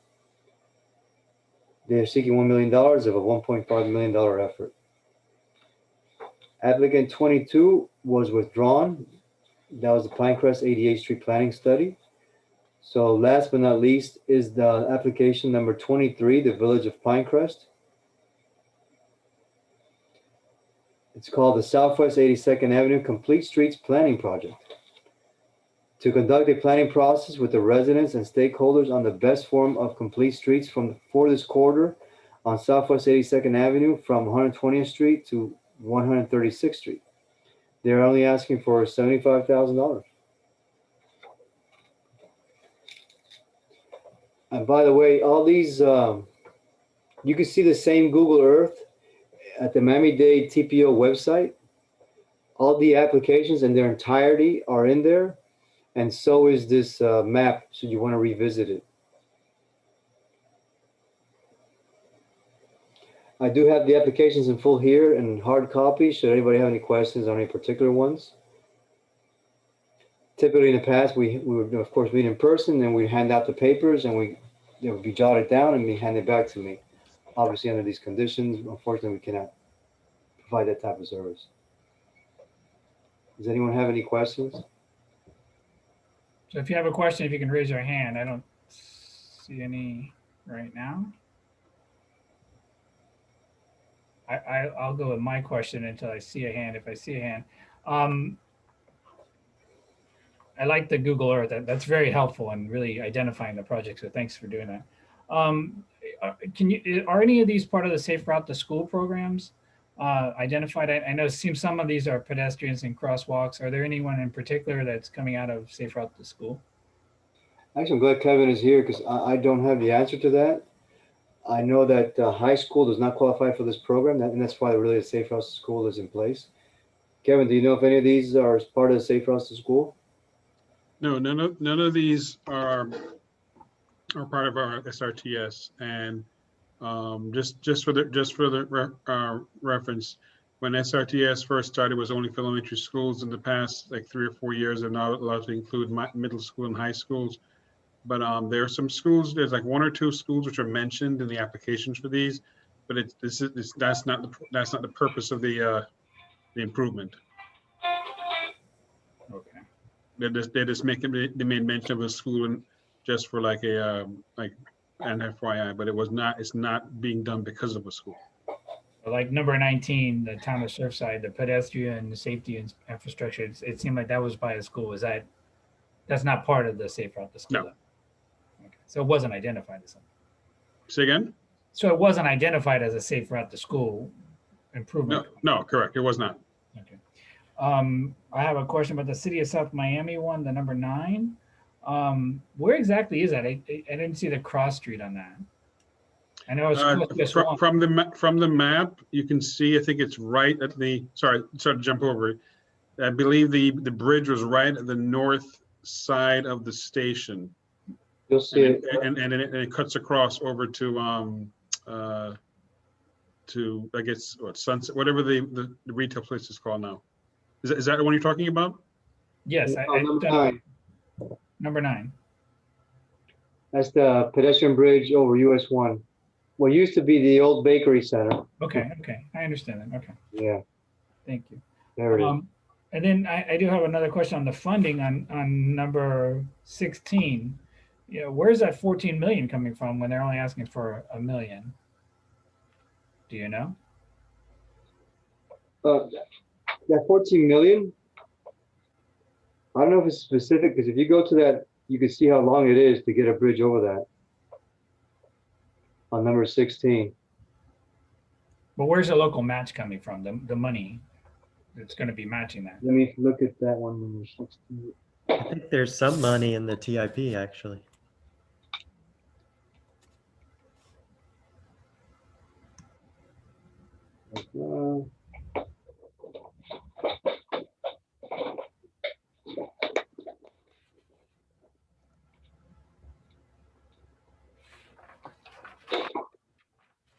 I actually have all the applications here. Well, maybe while you're looking at that, I can ask my last question if I could. Okay. The Walk Safe University of Miami number 20 application, you know, being on the community traffic safety team for Miami-Dade Public Schools, I really can't speak enough about the value that they played and the importance of that group. But I'm just wondering, this last year, with school being the way they were they being able, do you know, and maybe you would know, and maybe Kevin would know more, were they able to be as effective as they have been in the past, being that school was closed for a while? And is this funding can they carry over any funding from last year if they didn't? I think it's a very valuable program. I would hate to see that not funded, but how did they deal with the funding they got last year if they got funding, I guess is my question. They actually did, and they split it out over 3 years. They actually were awarded $225,000. Okay. And also this program is for funding 5 years from now, but some get moved up. And this is a case where they got received $225,000. They split it, and FDOT agreed over the next 3 years. I got you. So Okay. they didn't have money in place. Whether or not they were able to actually spend it efficiently because of the pandemic, I'm not aware of that. Okay, thank you. Mhm. So I just get the funding on that other project. Yeah, sure. All of my questions. Okay. It's actually, well, this is Department of Parks and Recreation. So it's essentially it's the county, and it's all local fund. The balance is all local funds. And when you say local funds for parks, you're talking about Miami-Dade County. Okay. From the Parks Department. That's all my questions. Anybody else have a question? I don't see any hands raised, but I don't. Just want to confirm. No. Okay, Oscar, thank you for your presentation. Again, very, very informative. So you need us to fill this out, and Paul, you'll coordinate on how we get that back to you and to them. Yeah, if you have any issues, Oscar, let me ask you, is it possible that you could just PDF that instead of the Excel sheet and just send it to me? And then I guess if anybody's have any problems, I guess they could print it out and then, I'll send it to you as soon as the meeting. They could take a picture of it and then fill it and send it back. So I mean, that's what I'm just thinking. I'll send it. But the thing also though, because it's an Excel sheet, that all you have to do is just type the number in and then send the file back. There's no scanning needed or no copy needed or anything. Right. I just said if anybody's having any issues, Yeah. Some people may not have the Microsoft Excel. Okay. So if anybody has issues, just let me know. If you don't, then just go ahead and send it back and then take it from there. Thank y'all. Thank you, Oscar. Yeah, as a matter of fact, you know what I have received? I have received sometimes people just send an email and they'll say Ludlam Trail #1, University of Miami #2, and so forth. So you could do it in that format also because I've had pictures taken from the screen. So long as it's on record and it's clear to me, it really doesn't have to be an Excel spreadsheet or in a fancy format. Yeah, okay. So they want to just put in top 5 and they could just send it to you. Correct. Say the number and the applicant, just to make it clear so no one makes a mistake. But we're sending it to Paul, right? We're sending it to you? Yeah. Yeah, Paul. Okay. Yes. All right, thank you, Oscar. Thank you. All right, we'll move on to the final item, number 4, Adventura Mobility Hub Study Project Update. Kevin Walford. Yes, so good evening, folks.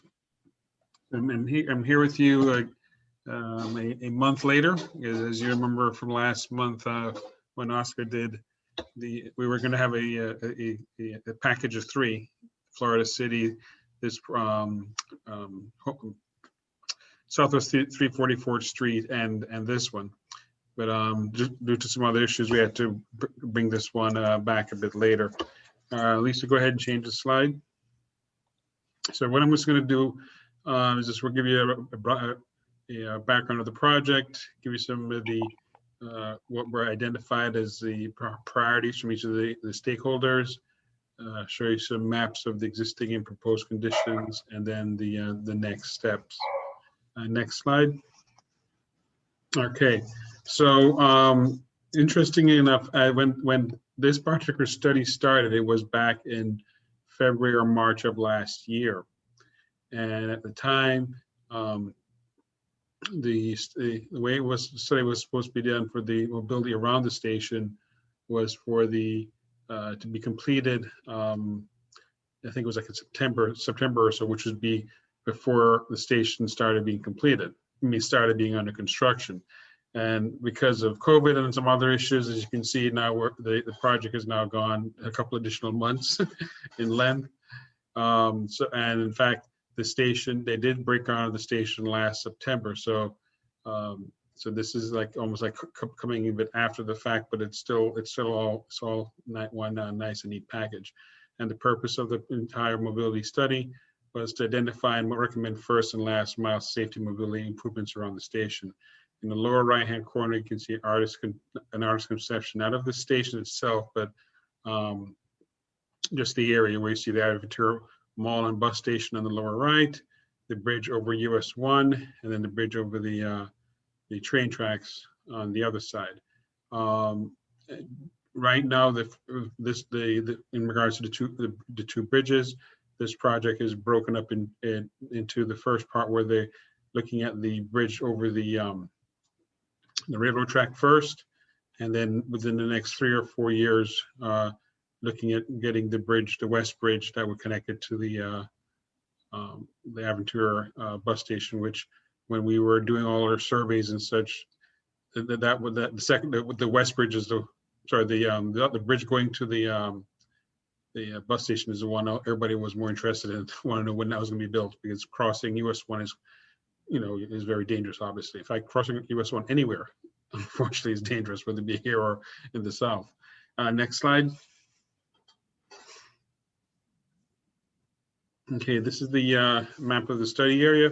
You can see in the center right there with the yellow star, that's the proposed station location. You have the two radiuses, which being a ½ mile for bike and pedestrian. That's where somebody would comfortably walk or ride, and then a 1 mile transit shed regarding if you're that far away, then you'd probably take some sort of transit service to the station, whether it be a bus or a freebie or anything like that, or Uber. All right, next slide. As part of their research, they had to look at some previous studies that have been done in that area. One of the one in the center is the Northeast Corridor Economic Mobility and Accessibility Study. There's also one where there was a separated shared use path along Lehman Causeway, which is interesting because of with Passover just a couple weeks ago. One of the issues in this area is because of the high good amount of population of the Orthodox Jews who cannot be using machinery and so forth at certain hours, so they end up walking across the bridge going to the synagogues and such. That was part of what this was about. And then the other one was a north-south transportation needs study for the coastal communities feasibility study. All right, next slide. Keep going. So the stakeholders within our study advisory group, we had four municipalities. We had Aventura, Sunny Isles Beach, and the city of North Miami. So North Miami Beach in Miami-Dade County. We had also city of Hallandale Beach in Broward County, and then there's also the Homeowners Association for Ojas, which is not a city but a neighborhood just to the west of the station. In fact, it's the station is identified as in being in Ojas. And what we had meetings with those municipalities also, and to get their input, because they're the ones who know their areas the best as to what needs and concerns they have. Go ahead to the next slide. All right, so each of the various mobility hubs did outreach surveys. The one in Aventura, we had this had the highest amount of responses received, that being 350, and we had it distributed, created originally in 3 languages, that being English, Spanish, and Creole. And then we ended up including a 4th language, that being Russian, because we have a good Russian population in that area. So we got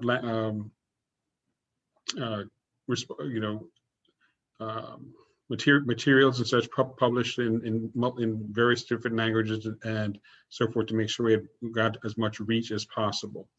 The surveys were done because of COVID.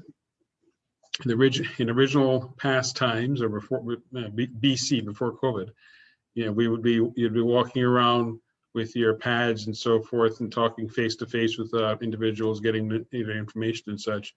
With current times now, that was not possible, so everything was done online or via mail. So when somebody saw these posters and signs at bus stops and libraries, they could pick up the pamphlet, but it also told them they could fill out the form online, or they could use the QR code and scan it on their cell phone. You're getting all as much technology as possible to gather the information in ways which would have not been before on a large scale, because most surveys have always been in person, and this is probably the wave of the future as to how surveys would be done, because in actuality, because you're doing it electronically, the system's already tabulating everything. And in the cases when you do have the hand, where they would have the hand ones and they count it up, obviously they put those the data in, because we kept track of how many surveys were mailed back, because the hard copy surveys that were left at libraries, and they were very few. All the responses were all done online.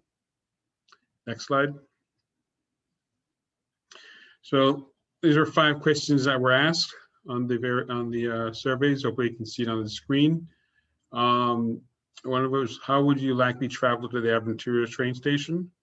And you can see that the vast majority would drive or get dropped off. Some would take ride-hailing services. Others would take the transit shuttle.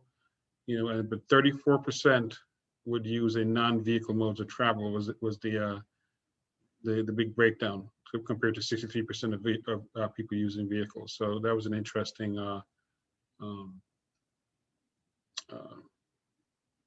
result there. Next slide.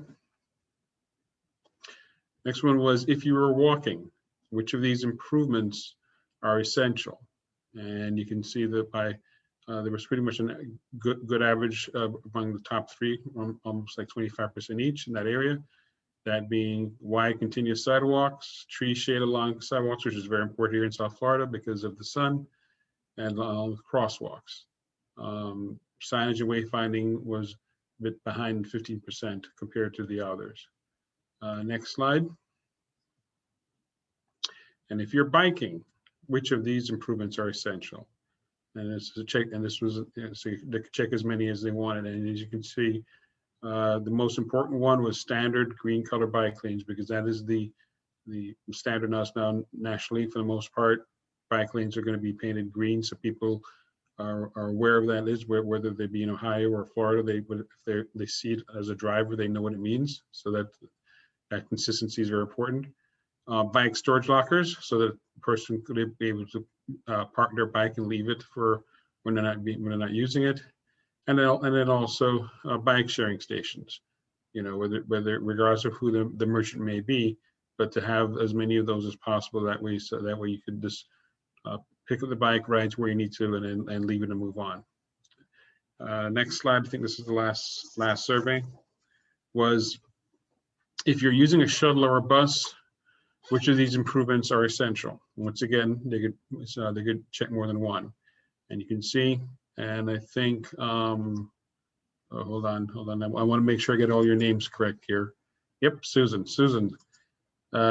Susan's favorite choice was the #1 choice: frequent operational hours. So like she said, she wants it as many times as possible for transit. Well, that was the #1 choice chosen here. Sheltered bus stops, once again, because of the weather where we live. Arrival departure updates, that being, you can see when the bus is coming, so you're not staying there for 20 or 30 minutes when you know you can go there 5 minutes before. Extended operation hours and direct connections. Next slide. And if you would you use an on-demand shuttle instead of driving or being dropped off if it were available? And the vast majority of the responses were, of course, yes. That was the last of the survey questions. So we're going to go to the continue the presentation. Next slide. All right, so data collection. What we did, I went on the field with the consultant and so forth. We each had an app on our phones, which we used to mark down what we saw at a particular location. You'd take a photo and things like that, and it would put a GPS location on it, and then you'd fill in what the various issues we may have seen on those 4 categories: pedestrian infrastructure, bike infrastructure, transit infrastructure, and high crash locations. In fact, and then what the result was that you saw on the map, were showing all the spots in which individuals took photos and made down notes. Next slide. All right, existing and proposed conditions. All right, so right now for transit service, this is existing transit service that is currently there. with all the various bus lines going to and from the Aventura bus station from both Broward County Transit and Miami-Dade Transit. Next slide, Lisa, and here we go for recommended transit services. Because you have the train station on the other side, the recommendation was to reroute some of the buses so that they would bus lines, sorry, so that they would not only go to the Aventura bus station but also stop at the train station, and then in some other routes will be extending them to the Aventura train station from where their current endpoint is. And obviously the point is, you want to make it as easy as possible for people to connect to and from the train station if they're already in the bus, instead of having to get off the bus and walk over the bridges. At least the bus will drop you up right in front of the train station. Next slide. Vehicle infrastructure.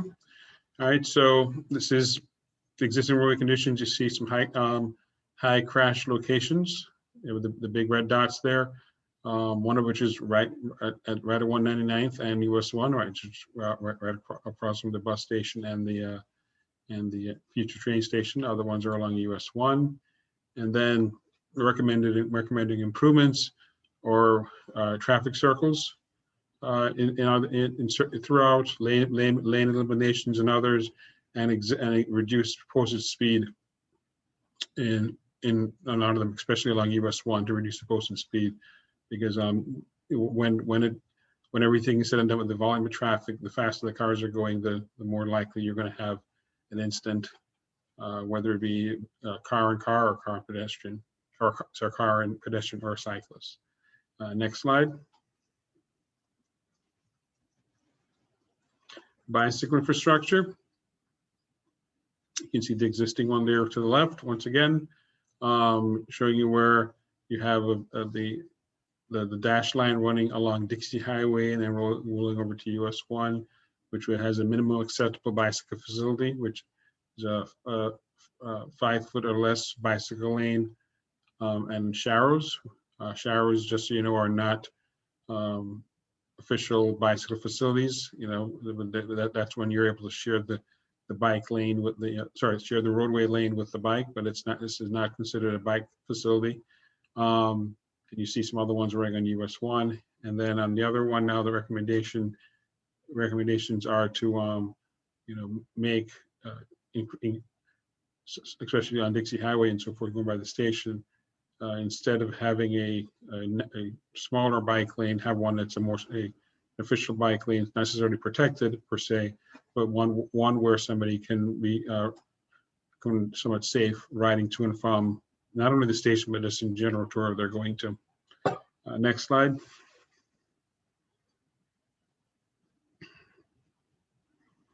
All right, multimodal infrastructure.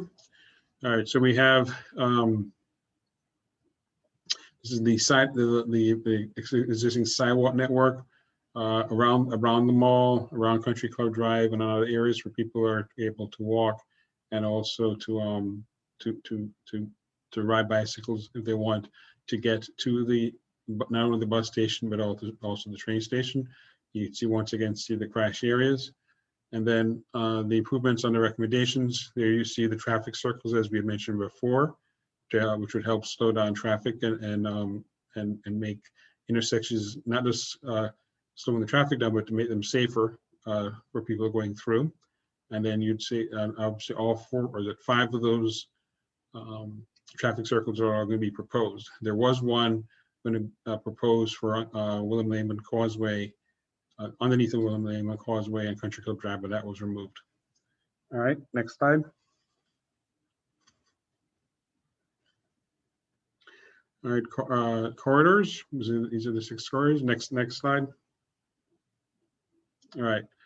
So they're going down to the specifics on some of them. Northeast 26th Avenue. I'm not going to go line by line, but you can just see on the screen some of what was chosen to be highlighted, the existing conditions on there and the proposed improvements.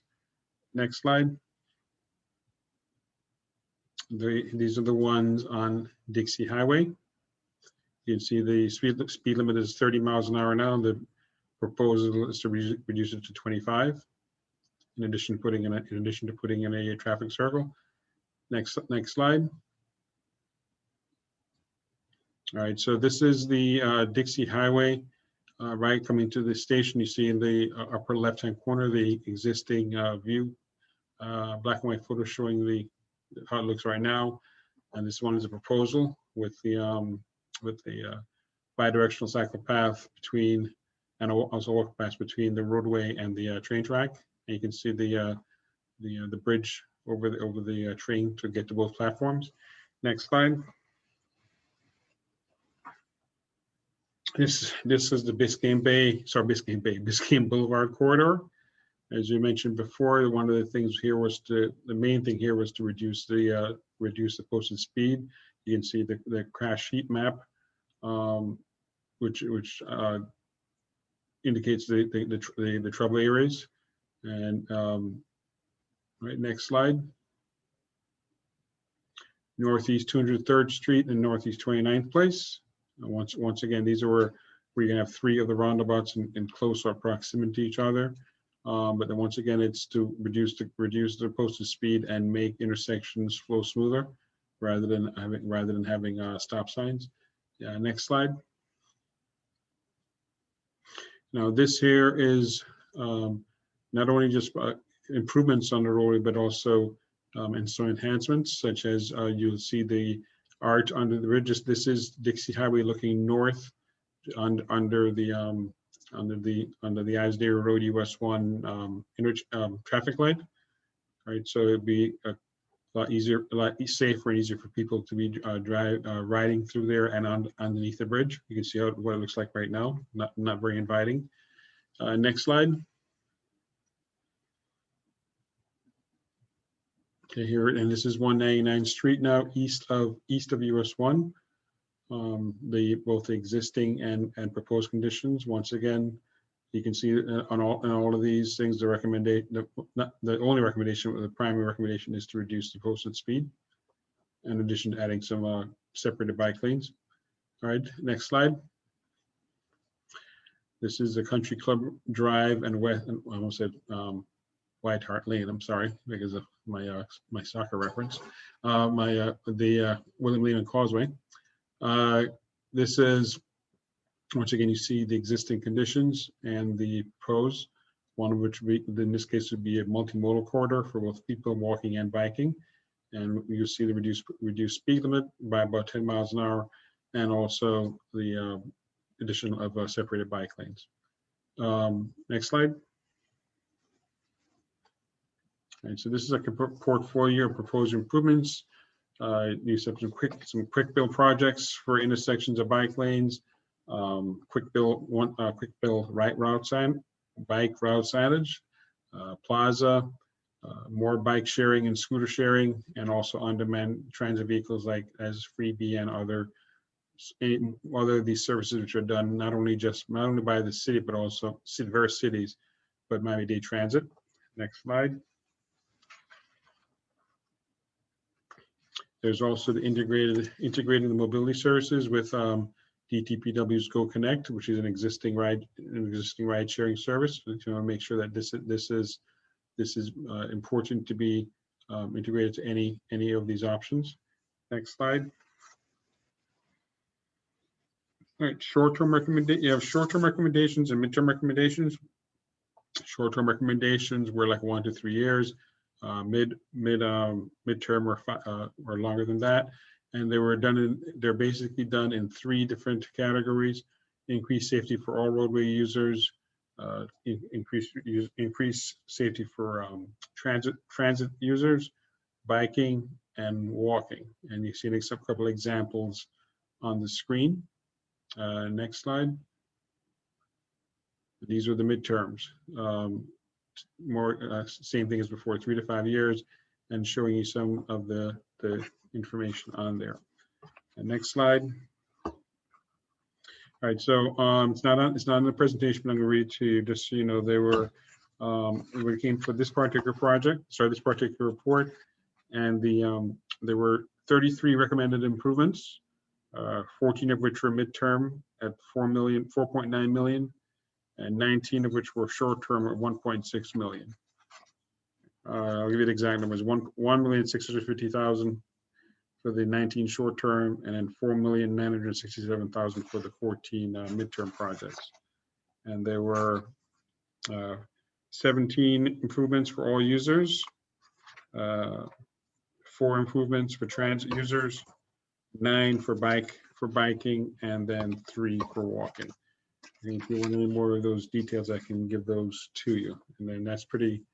The next steps are going to be continued coordination with our agency partners, that being the municipalities, Fdot, and Miami-Dade County. And that is it. If you have any questions that you may ask. Okay, same thing. If you have a question, you can raise your hand. I'll identify you. I do not see any hands.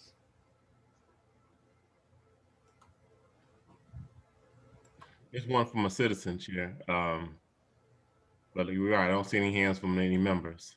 But you do have one from a citizen, Ronald Fulton. Mm-hmm. Okay, Mr. Fulton, you have the floor. If you'd like to unmute your mic.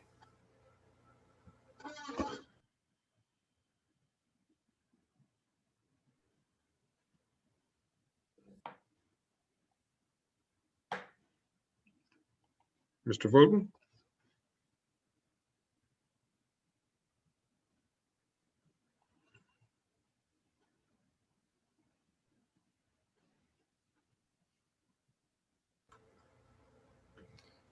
I'm sorry for the delay. I got a question. It's a real fault.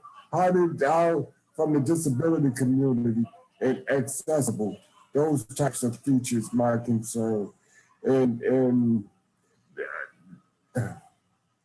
it's kind of hard for me because I'm thinking about the Aventura Mall, and this is going to be on the other side, and if somebody wanted to like go to the other side, I thought I saw one that went over, or how would that work from getting from the mall side over to the other side by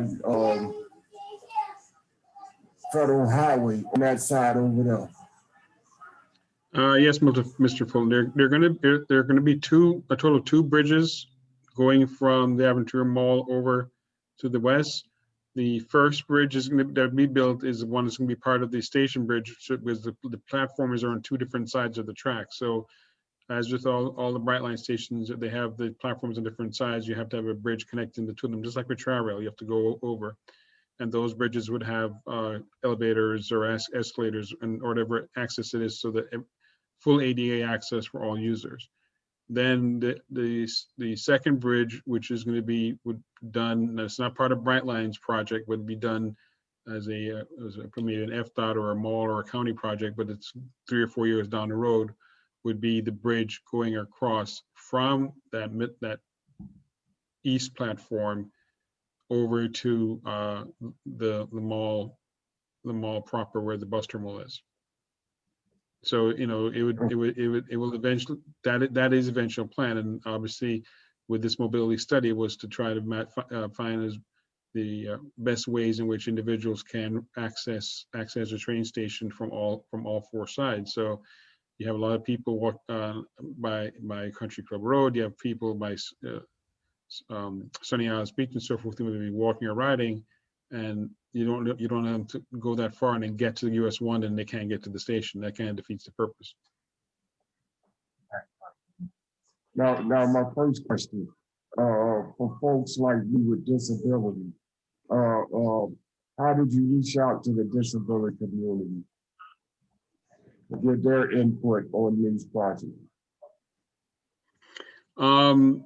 The way that it was, I don't think it was specifically any specific reach to the disability communities as it was to the each individual cities, and also other stakeholders who were aware of the areas of the concerns of the area and some also of their citizens. So we would hope that when this was done, that whatever connections that they have would be also include in the individuals in that area that would be in the disabled community, as you mentioned.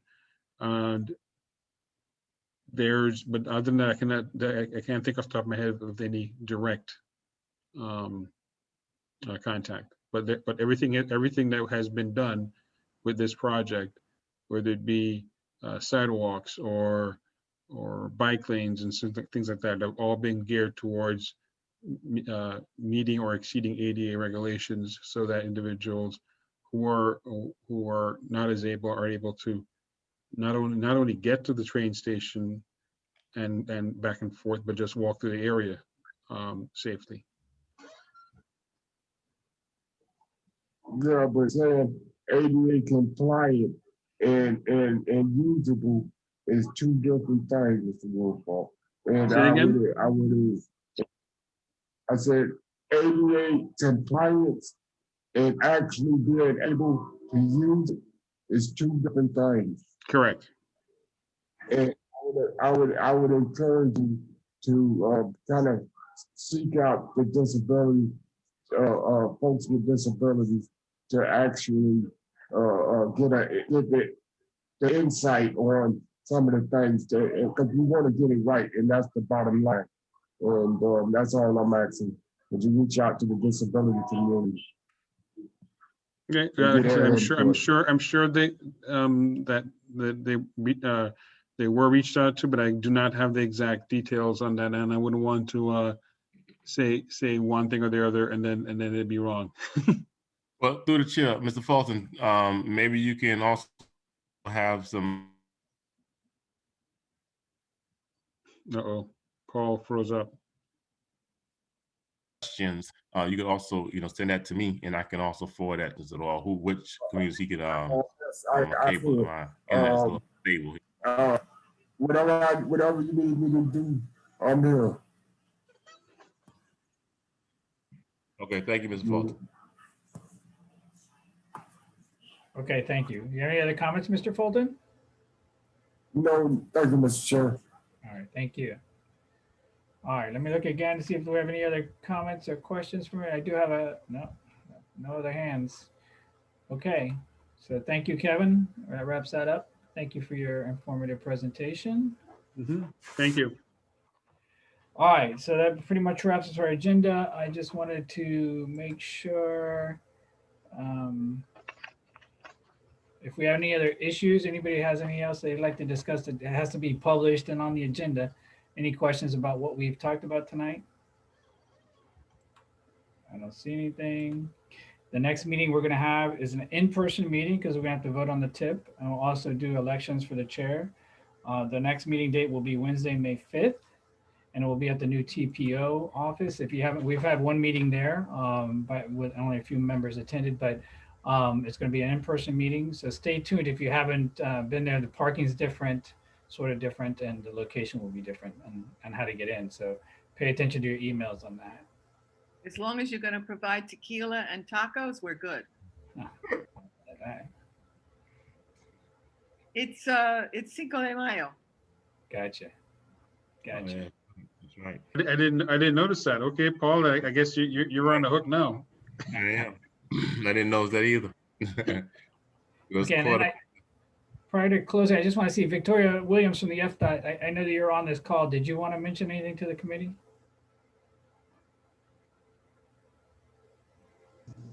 Well, thank you. I appreciate the opportunity. We are continuing forward with our studies and working with some of the stakeholders down in the Florida City Homestead area. And very soon we're going to give you a date for our hybrid virtual and in-person public hearing about that area. So stay tuned for that update. Any other questions, I'd be happy to answer. Thank you. Great, thank you. Okay. One final call for anybody else who wants to say anything, and then we'll adjourn. I don't see anybody. All right, everybody. Thank you for coming out tonight, and we'll see you next time in person on May 5th. Thank you, Paul. Thanks to all the presenters. All right, thank you. Everybody have a good night. Good night.